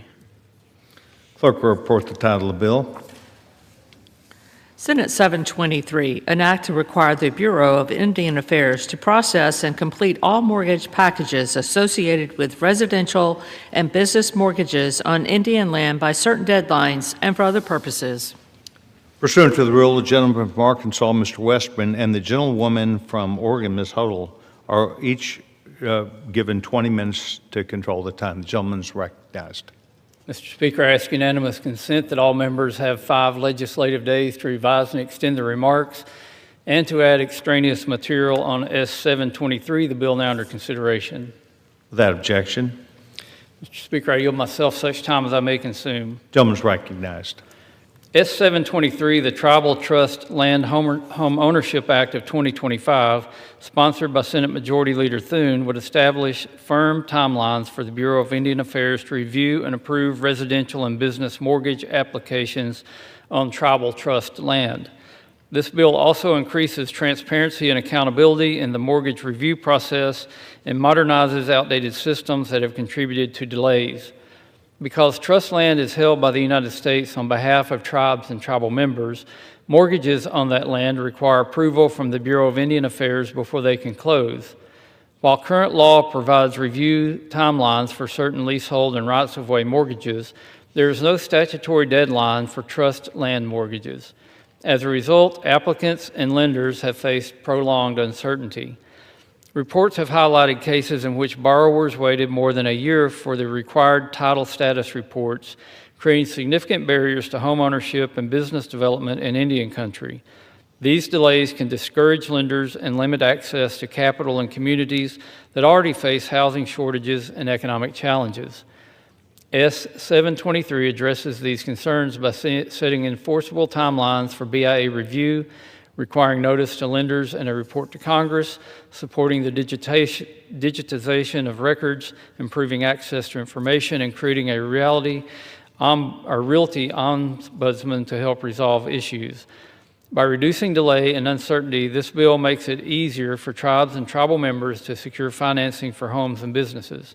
I commend Senator Thune and Representative Dusty Johnson for their leadership on this issue and for working to improve housing and economic opportunity in Indian country. I reserve the balance of my time. Gentleman reserves his time. Gentleman from Oregon is recognized. Thank you, Mr. Speaker. The Tribal Trust Land Home Ownership Act would codify existing Bureau of Indian Affairs procedures for reviewing and processing mortgage packages on Indian lands. The bill seeks to improve access to home ownership in tribal communities. Home ownership rates in tribal communities continue to lag behind the national average, due in part to administrative delays in the federal review process. In Oregon, state lawmakers have worked to address this challenge by creating a flexible grant program that tribes can use to address their own local housing needs. But it's still the federal responsibility to provide sufficient resources. Years of underfunding and understaffing at the BIA have reduced agency capacity and slowed down the review and approval of mortgage and leasing packages. Given the urgent housing needs in Indian country, it is essential that the BIA conduct these reviews in an efficient and timely manner. S723 would help expedite the mortgage review and processing procedures and ultimately help promote tribal ownership. I urge support for this bill, and I reserve the balance of my time. Gentleman reserves her time. Gentleman from Arkansas. Mr. Speaker, I yield 4 minutes to the lead sponsor of the House companion to this bill, the gentleman from South Dakota, Mr. Dusty Johnson. Gentleman is recognized for 4 minutes. Thank you, Mr. Speaker. This bill, S723, is identical to a bill that I had introduced here in the House, H.R. 2130. It made its way through the Natural Resources Committee, had hearing. I'm very thankful to the chair and the ranking member of that committee. Passed out of committee unanimously. This is a strong piece of common sense legislation. So what does it do? Well, first off, we know that our country is facing a housing affordability crisis. In Indian country, it's even worse. This legislation addresses specific and solvable problems that contribute to this problem on tribal land. And frankly, it's hard to understand what a big problem this is in Indian country. People can't get their hands on the proper mortgage documents. Because today, mortgages on tribal trust land, whether they're residential or commercial, must be reviewed and approved by BIA before they can be finalized. Now, the BIA has established timelines for that process, but those timelines are rarely met, and that contributes to serious delay. Native Americans living on tribal trust land, as a result, face a reduced opportunity, a reduced access to home ownership, to that piece of the American dream. Now, off-reservation, accessing documents like title records, that can be done in minutes. And insurance policies can often be issued in just a few weeks. But on tribal trust land, that same process is not completed in a few weeks. It often takes a few months, and in some instances has taken as long as a year. In a year, that sale can fall apart. A family ready to buy a home should not have to wait months because of bureaucratic inefficiencies. When the BIA fails to do its work in a timely manner, it is families and lenders and the marketplace that pay the price. The South Dakota Native Home Ownership Coalition told me of a scenario where they went to the BIA offices to try to find out how they could expedite these processes.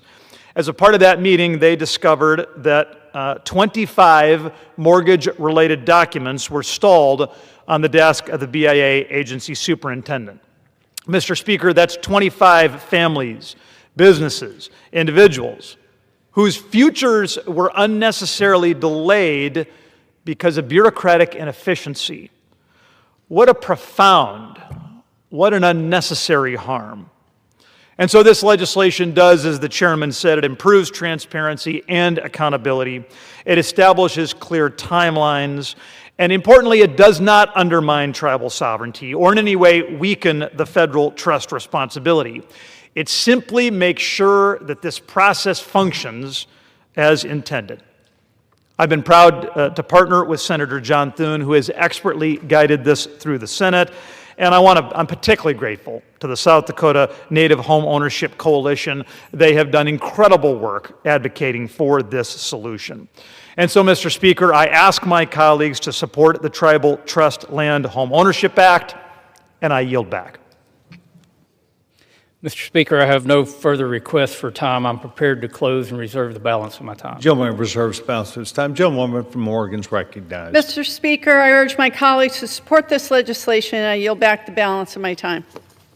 Gentlewoman yields back time. Gentleman from Arkansas is recognized. Mr. Speaker, again, S723 promotes certainty, accountability, and transparency in the trust land mortgage process. By establishing clear timelines and modernizing mortgage administration, the bill removes unnecessary barriers to homeownership and business development for tribal communities. I thank my colleague from South Dakota, Mr. Johnson, for leading the House campaign to this legislation, and the entire South Dakota delegation for their coordinated effort on this important issue. I urge passage of S723 and yield back the balance of my time. Gentleman yields back his time. All his time is yielded. The question is, will the House suspend the rules and pass Senate 723? Those in favor will say aye. Those opposed, no.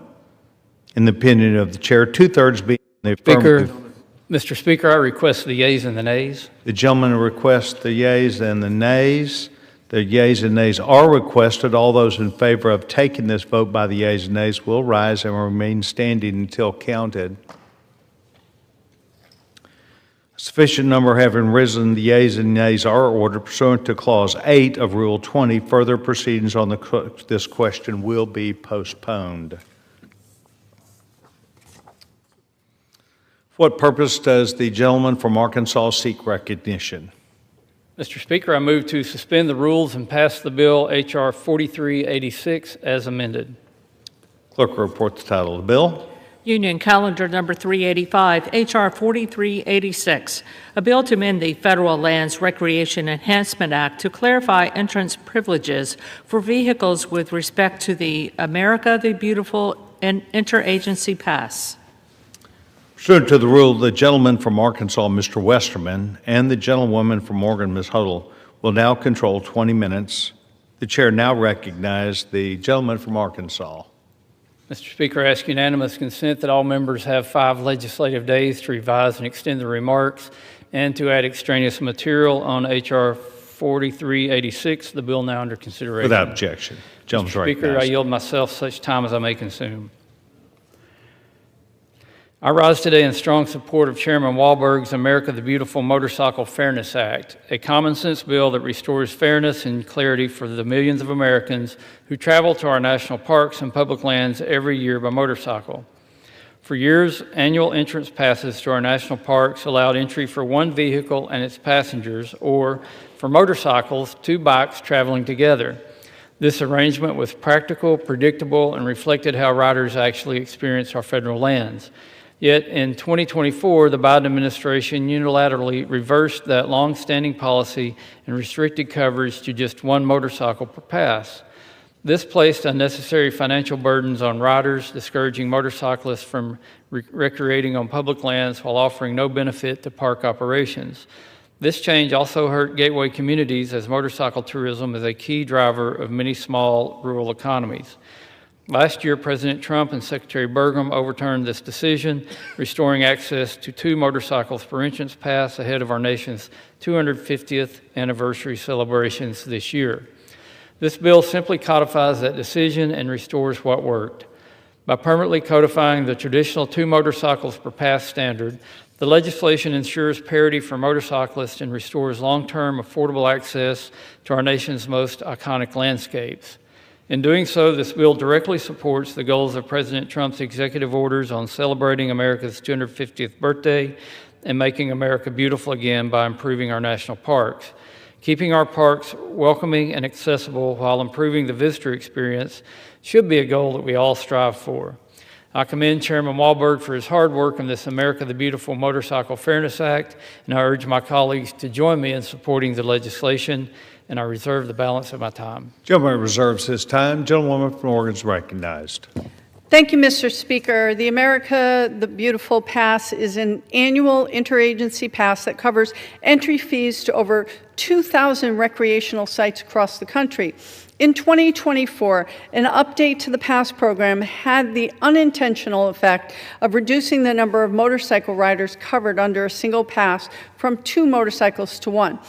H.R. 4386 reverses that unintended consequence and reestablishes a fair policy for motorcyclists, allowing one America the Beautiful pass to cover the entry for a second motorcycle and its guests.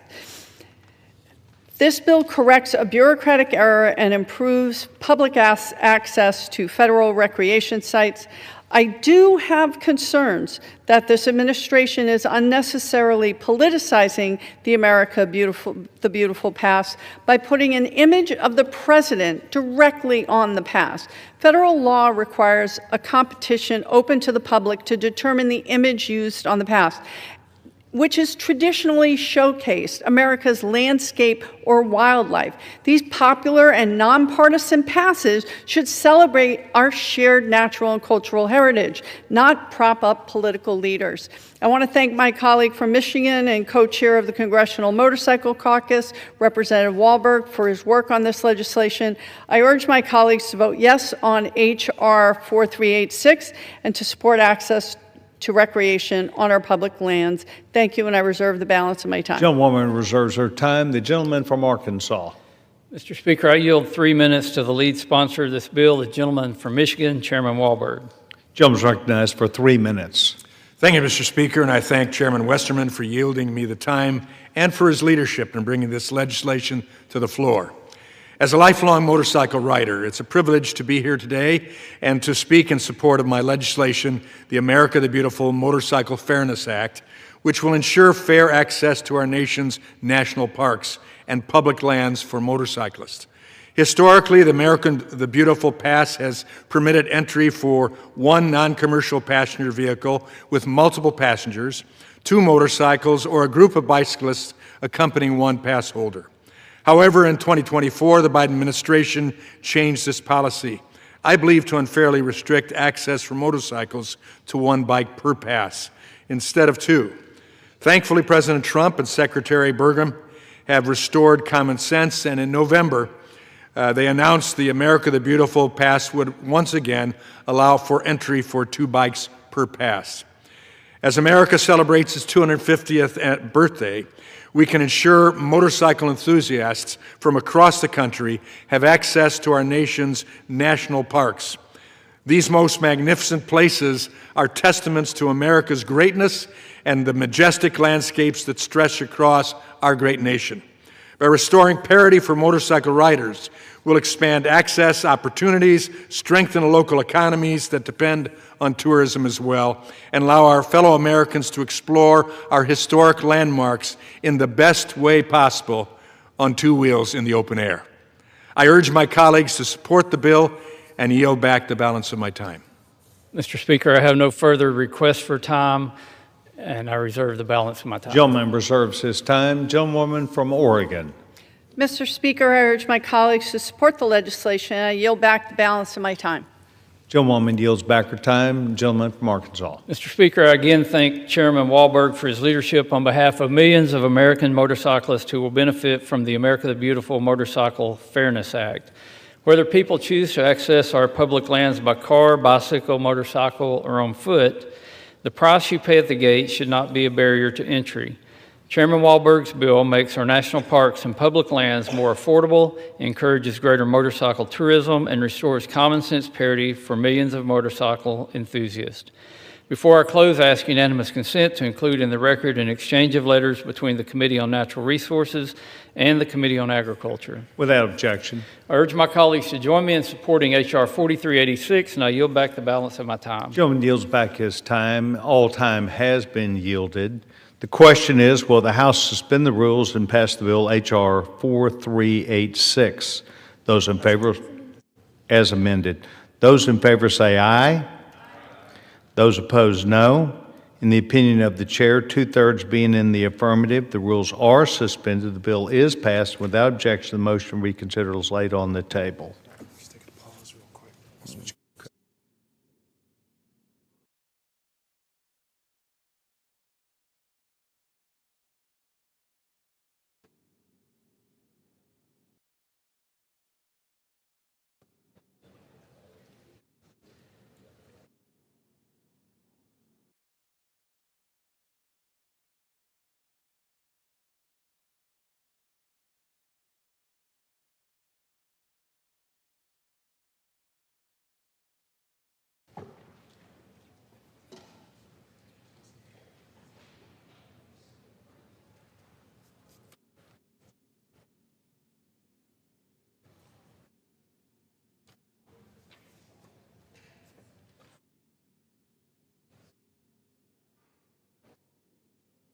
First, does the gentleman from Michigan seek recognition?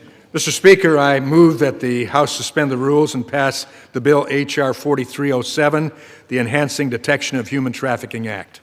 Clerk,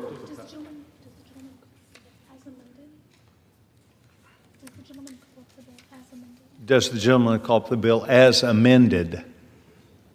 Yes, Mr. Speaker. Thank you very much. For the purposes H.R. 4307 as amended, the clerk will report the title of the bill. Union Calendar Number 433, H.R. 4307, a bill to direct the Secretary of Labor to train certain employees of the Department of Labor how to effectively detect and assist law enforcement in preventing human trafficking during the course of their official duties and for other purposes.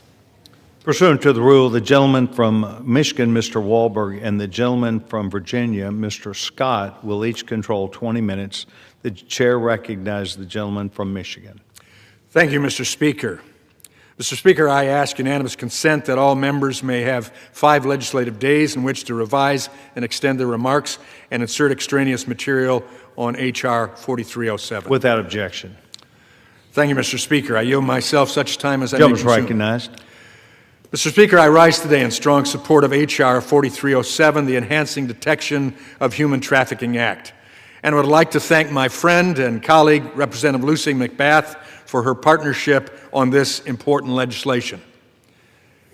In my time on the Education Workforce Committee, I've come to the realization that the Department of Labor employees have a frontline view to detect patterns of human trafficking and labor exploitation. This is where my bill, H.R. 4307, comes into play.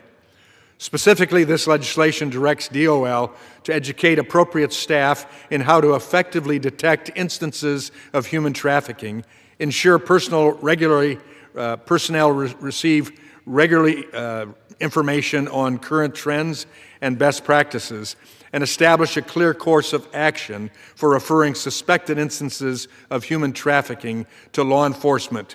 In other words, it turns DOL employees into an early warning system against human trafficking. One of the greatest obstacles in the fight against human trafficking is a lack of awareness. Too often, visible signs of human trafficking go unnoticed or unreported simply because individuals lack proper training. By arming these employees with critical information on how to identify potential trafficking situations, we can strengthen our ability to intervene quickly and efficiently to hold traffickers accountable and protect those who are most vulnerable. I'm proud to say that last Congress, this legislation passed with overwhelming bipartisan support with a vote of 407 to 0. Protecting more people from falling victim to the scourge of human trafficking is not political. I urge my colleagues to put an end to this modern-day slavery and to vote yes on H.R. 4307. I reserve the balance of my time. Gentleman reserves his time. The distinguished gentleman from Virginia is recognized. Thank you, Mr. Speaker. I yield myself such time as I may consume. Gentleman's recognized. Mr. Speaker, I rise today in support of H.R. 4307, the Enhancing Detection of Human Trafficking Act. This bipartisan bill is led by the gentleman from Michigan, Chairman Walberg, and the gentlelady from Georgia, Representative Lucy McBath. It directs the Department of Labor, the Secretary of the Department of Labor, to develop and implement effective training to ensure that the Department of Labor enforcement personnel continues to be educated on identifying and responding to human trafficking. It also ensures that the Department of Labor employees are aware of how to refer potential cases of human trafficking to the Department of Justice and other appropriate authorities, and it requires a new annual report to Congress on the Department of Labor's trafficking prevention efforts, which will help guide the committee's future oversight efforts. Department of Labor's worker protection agencies play an essential role in enforcing federal labor standards, ensuring workers are paid what they've been promised by their employers, and protecting health and safety at the workplace. Adequate training ensures that investigators are equipped to recognize red flags such as confiscated identification documents, withheld wages, restricted movements, threats, coercion, and other indicators of forced labor. These efforts should be appropriately funded, and the Department of Labor must continue to play a key role in fighting human trafficking.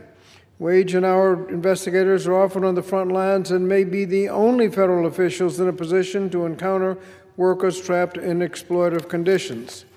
Unfortunately, President Trump's fiscal 2026 budget request proposed cutting funding for the Wage and Hour Division by nearly 10% and reducing staffing by roughly 250 employees for non-H-1B activities. Over the course of the past decade, the number of wage and hour staff have fallen from a little over 1,400 in fiscal year 17 to just under 1,200 in fiscal year 25. An 18% decline, even as wage and hour division has tracked a 150% increase in child labor violations over the same period. So it is critical to follow up this authorization with additional funding, because without the additional funding, this bill could result in even fewer resources available for the department to carry out the core missions, because it imposes additional burdens on agency staff. Additional funding could allow the department to continue the core functions and fulfill the responsibilities outlined in the bill. No one should be forced to work under threats, abuse, or intimidation. This legislation recognizes the essential role that the Department of Labor and worker protection agencies play in protecting vulnerable workers and holding traffickers accountable. For these reasons, Mr. Speaker, I urge my colleagues to support the bipartisan proposal, and I yield back the balance of my time.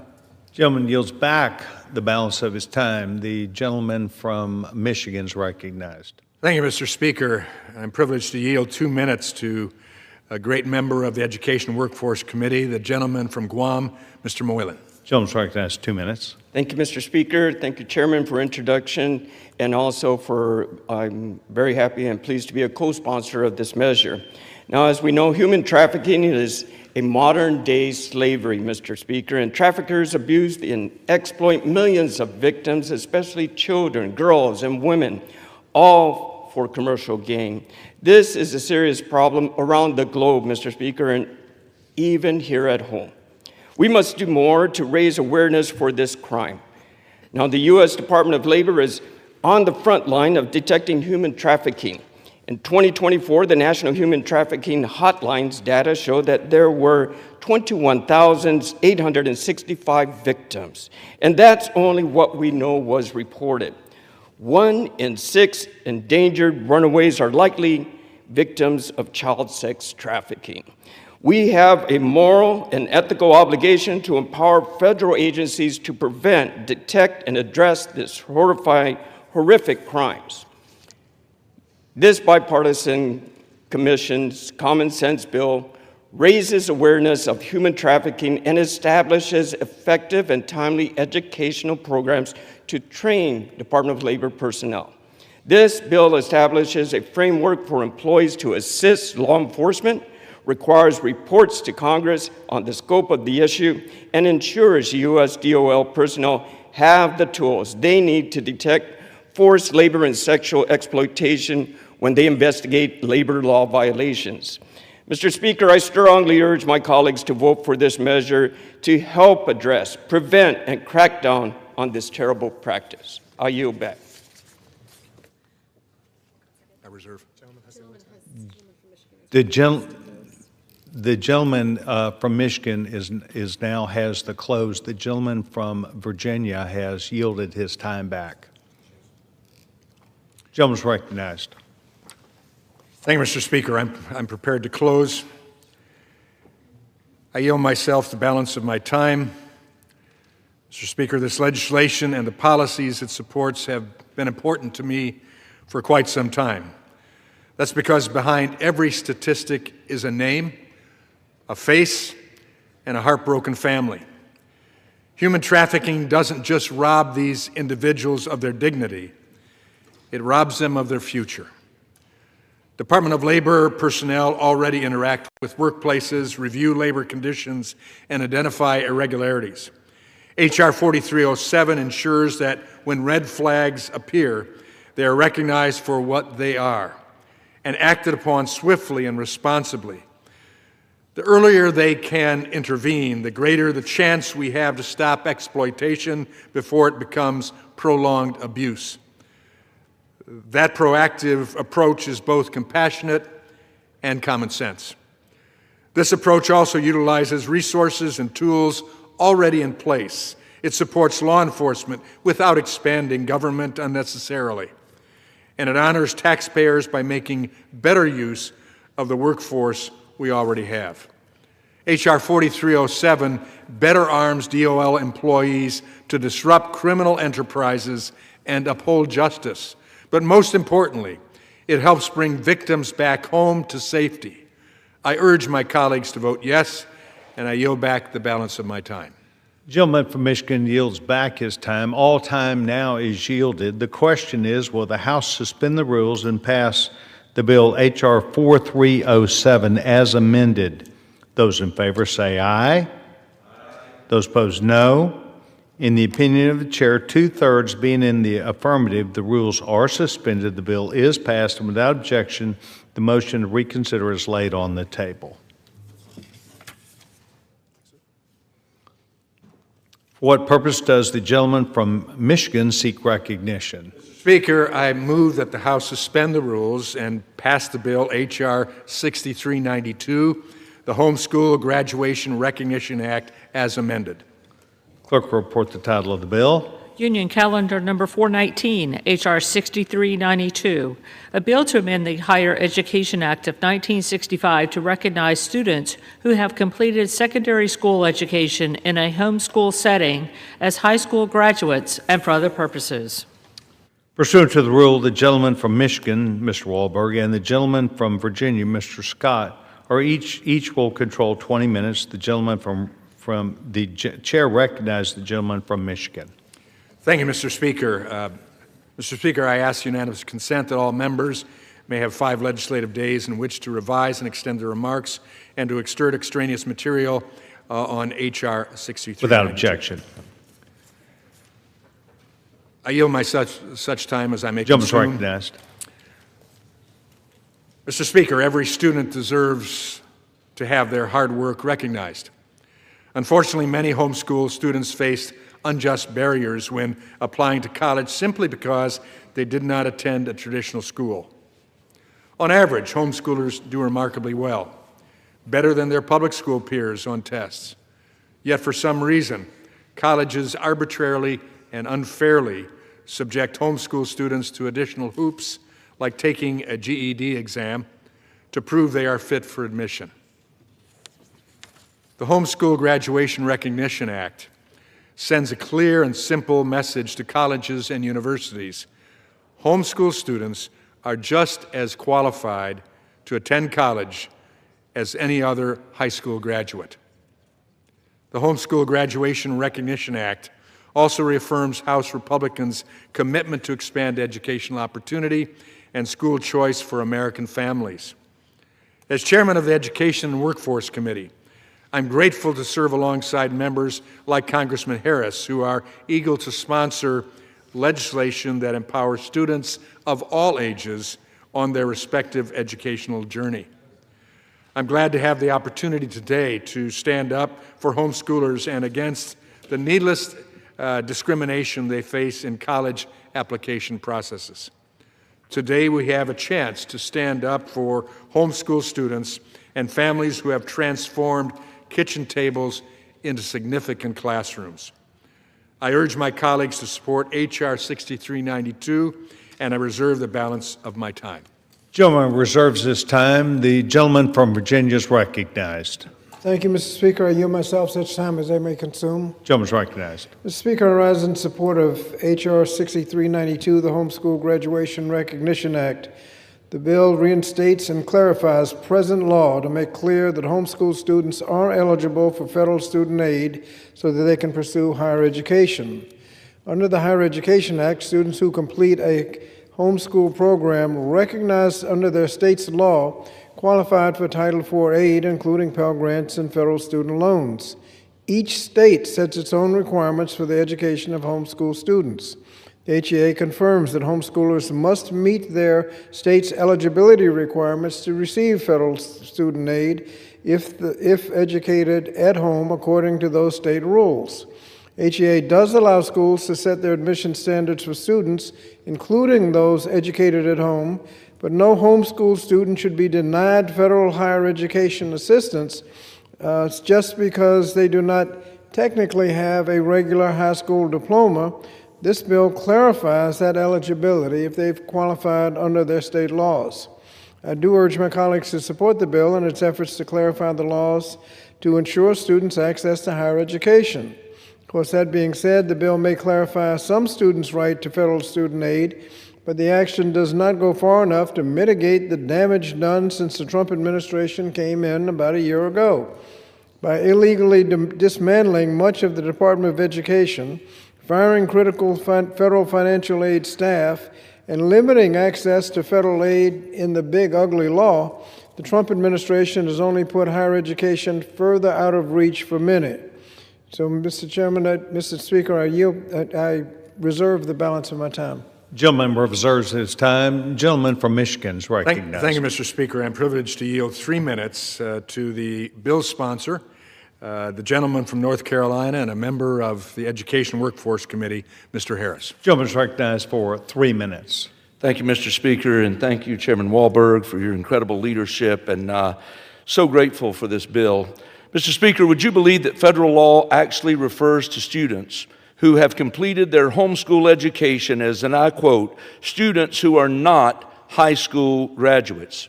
Mr. Speaker, strangely enough, it does. While most colleges eagerly admit and help homeschool students secure financial aid, some compliance-minded schools point to this language as a reason to make homeschooled applicants jump through extra hoops to prove that their diploma is worth the same as that of their public or private school peers. This language makes it seem like the homeschooled student is not eligible for student aid as they are going through the application process. This might seem like a small problem to fix, but it represents a real burden for the students and families who are impacted by it. Mr. Speaker, a diploma is a diploma, whether it was earned in a classroom or at a kitchen table. My bill makes one simple but critically important clarification to fix this problem once and for all. It states plainly that a homeschooler who earns a diploma recognized under state law is a high school graduate. If a student has lawfully completed their education, the federal government must recognize them as a high school graduate when determining eligibility for federal student aid. Today's vote is about honoring the constitutional role of the states and parents in education. Federal agencies or college admissions offices can no longer use unclear statutory language to undermine state-recognized diplomas. For decades, millions of American families have chosen to educate their children at home. In fact, nearly 3 million students today are receiving quality education in a homeschool setting, guided by devoted parents who take their responsibility seriously to prepare the next generation for success. In my home state of North Carolina alone, more than 165,000 students are homeschooled under authority and recognition of state law. I want to extend my sincere gratitude to the Homeschool Legal Defense Association for their steadfast advocacy and for all they do to ensure homeschool students are protected under the law. Their work has been instrumental in bringing clarity to this issue. I also want to thank our Senate co-leader, Senator Ashley Moody, for standing with families and leading this effort in the Senate. I urge my colleagues to support this common sense clarification. Homeschool graduates are high school graduates. They deserve to be treated as such under federal law. Thank you, Mr. Speaker, and with that, I yield back. I reserve. Gentleman from Michigan reserves this time. Gentleman from Virginia. Thank you, Mr. Speaker. I yield myself the balance of the time. Gentleman's recognized. Mr. Speaker, I urge my colleagues to support H.R. 6392 because the bill makes it clear that homeschool graduates have access to higher education. By further clarifying the intent of the Higher Education Act, this bill would ensure that students who complete a high school program recognized under their state's law can qualify for Title IV aid, including Pell Grants and federal student loans. Fortunately, this bill will help ensure that these students can access an affordable, high-quality degree, while this action taken by this body is reducing and denying aid to others. With that, Mr. Speaker, I ask that we pass the bill, and thank you, and yield back the balance of my time. Gentleman from Virginia yields back his time. Gentleman from Michigan. Thank you, Mr. Speaker, and I thank my colleague and ranking member for his support of this legislation as well. Homeschool graduates are graduates. Plain and simple, they should not be penalized because their families chose a learning environment that met their specific needs and actually goes back to the beginning of time. That's why we must pass H.R. 6392, the Homeschool Graduation Recognition Act, and tell colleges that it's completely unnecessary to subject homeschool graduates to needless exams to prove they have in fact graduated. I'm proud to do my part in removing these roadblocks and helping more students pursue higher education. I urge my colleagues to support H.R. 6392, the Homeschool Graduation Recognition Act, and I yield back the balance of my time. Gentleman yields back his time. All time is now yielded. The question is, will the House suspend the rules and pass the bill, H.R. 6392, as amended? Those in favor say aye. Aye. Those opposed, no. In the opinion of the chair, two-thirds being in the affirmative, the rules are suspended. The bill is passed. Without objection, the motion to reconsider is laid on the table. For what purpose does the gentleman from Michigan seek recognition? Mr. Speaker, I move that the House suspend the rules and pass the bill H.R. 6472, Territorial Student Access to Higher Education Act, as amended. The clerk will report the title of the bill. Union Calendar Number 421, H.R. 6472, a bill to amend the Higher Education Act of 1965 to provide for in-state tuition rates for certain residents of Guam, the Commonwealth of the Northern Mariana Islands, America and Samoa, and the United States Virgin Islands, and for other purposes. Pursuant to the rule, the gentleman from Michigan, Mr. Wahlberg, and the gentleman from Virginia, Mr. Scott, will each control 20 minutes.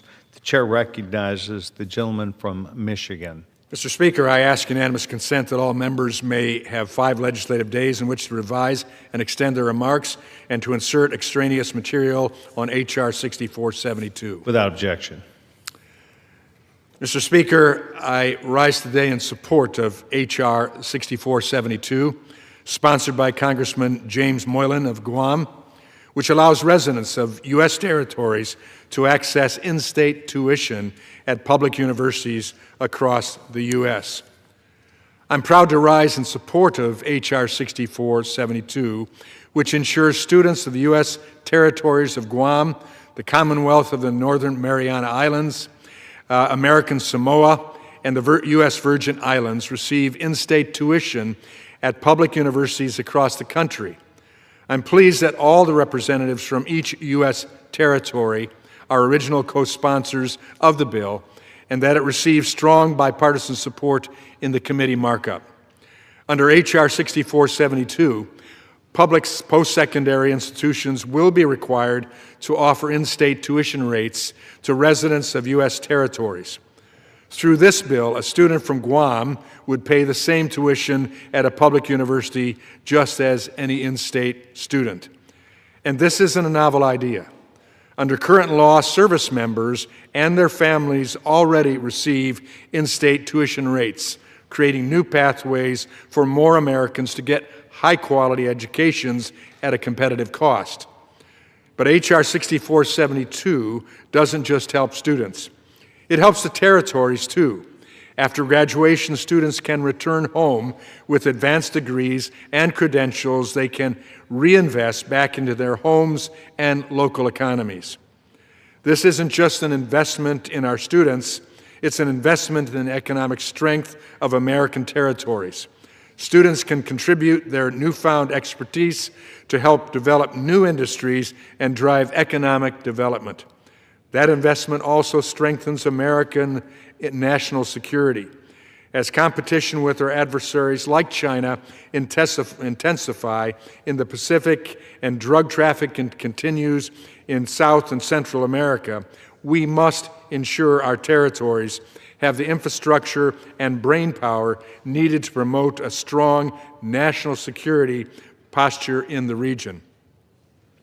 Last year, we passed the Working Families Tax Cuts, which included some of the most conservative reforms to higher education in decades, massively lowering costs and helping create new pathways for students to chase the American dream.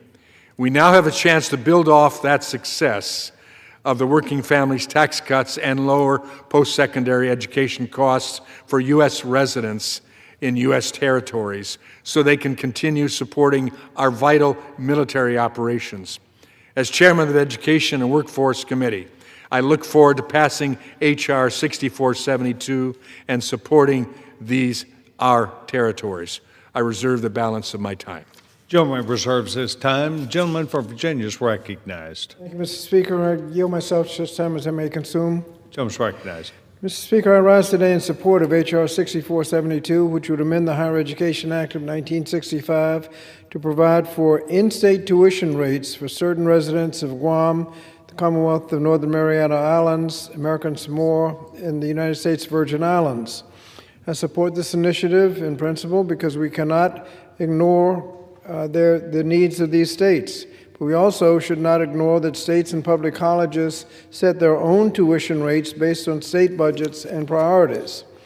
When this bill was marked up in committee, Democrats proposed an amendment to require the federal government to foot the bill for these costs instead of the public colleges themselves.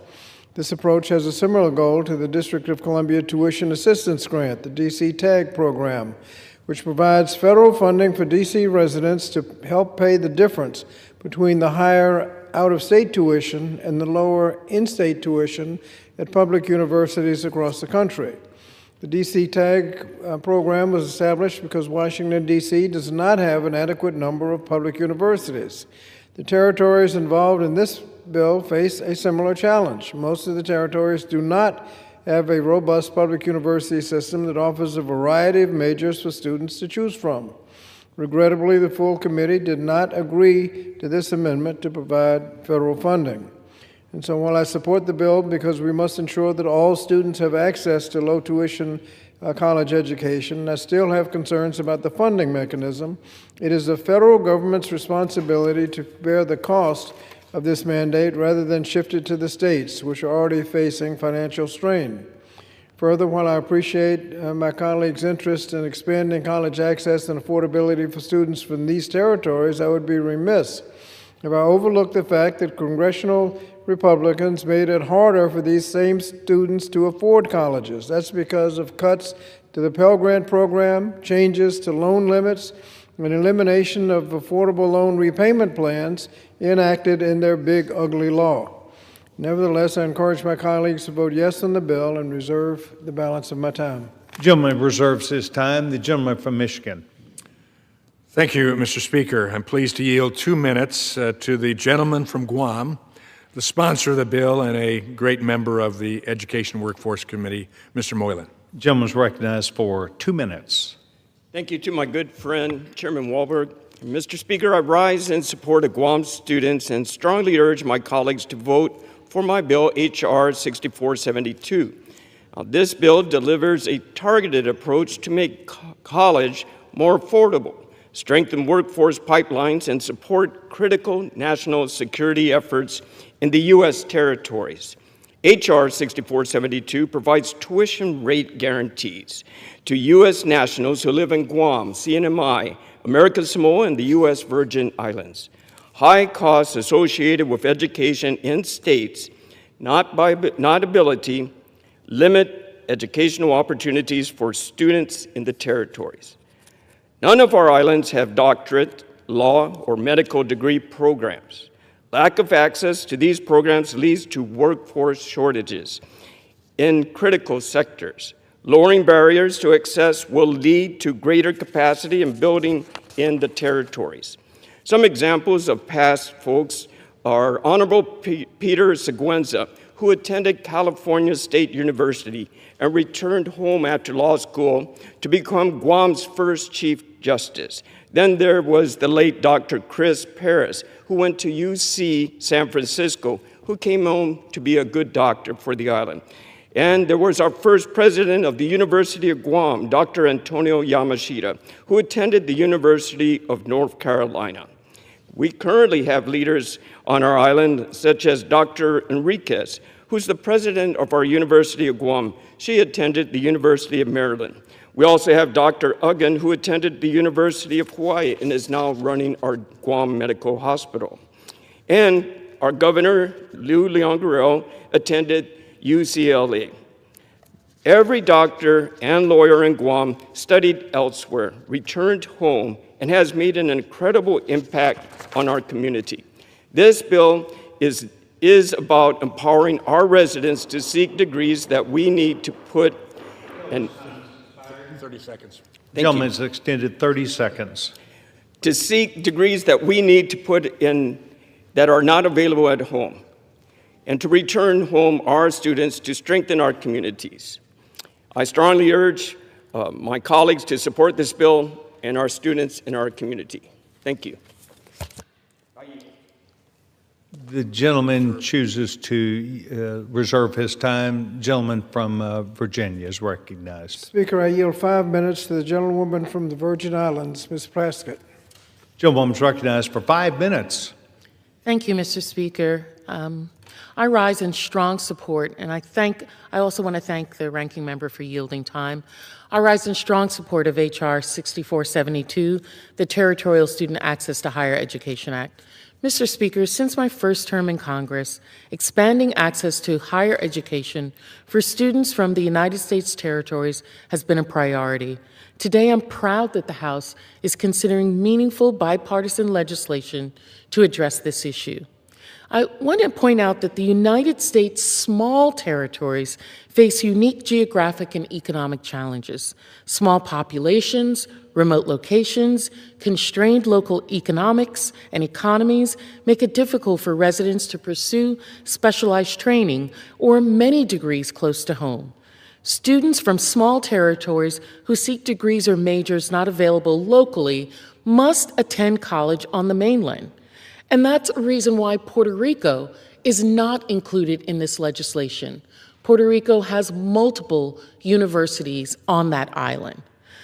In the smaller territories, however, we do not. For example, in the Virgin Islands, we do not offer degree programs for engineering, economics, international relations, French, or history, to name a few. For many of our students, cost, not ability, is what prevents them from earning a degree.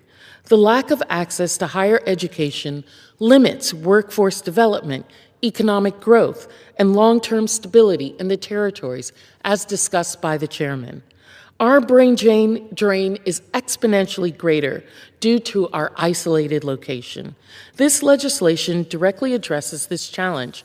H.R. 6472 amends the Higher Education Act of 1965 to require public colleges and universities receiving federal funds to charge eligible small territory residents no more than in-state tuition rates. And as you heard from Ranking Member Scott, there is no cost presently in this legislation to the federal government's budget. By removing this barrier, we reduce families' financial burden, expand access to programs unavailable on the islands, and strengthen the workforce pipelines that territorial economies depend on to sustain their future. I'm deeply grateful to Congressman Moylan, to Congresswoman Radewagen, Congresswoman King-Hines, as well as Congressman Hernandez for co-sponsorship and partnership. And I especially want to thank Chairman Tim Walberg, as well as Ranking Member Bobby Scott of the House Committee on Education and Workforce for their bipartisan leadership in moving this legislation through the committee. Mr. Speaker, the residents of the United States territories serve in this nation's armed forces, pay federal taxes, are bound by its laws. They are American citizens in every sense of the word. Federal support for access for multiple degrees in higher education should extend to all of us. This bill does that without being a burden on the federal government's budget. I ask all members to vote in favor of H.R. 6417, and I yield back the balance of my time. Thank you. Mr. Speaker, I yield back. The gentleman from Virginia yields back his time. The gentleman from Michigan is recognized. Thank you, Mr. Speaker. As President Trump said in the State of the Union address last week, America's military is the strongest in the world, but we continue to have enemies around every corner of the globe who would like to undermine our power. That's why H.R. 6472 is so important. This bill ensures residents of U.S. territories receive vital workforce training and the skills as our U.S. military continues to operate out of these critical geographical outposts. The Working Families Tax Cuts were a strong step in lowering costs for students and borrowers. Now we're continuing these efforts and supporting our military and our territories. As chairman of the Education and Workforce Committee, I'm steadfast in my commitment to reducing college costs and opening up workforce pipelines.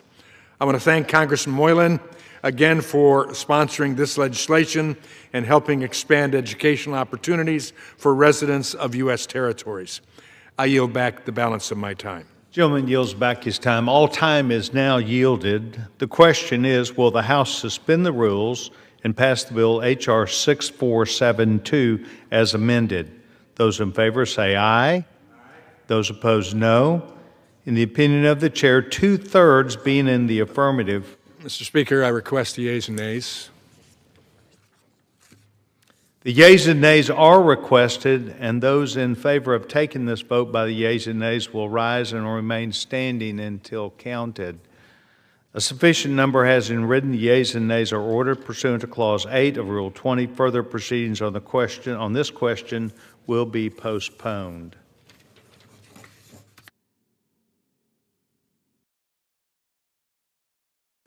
The Chair lays before the House a message.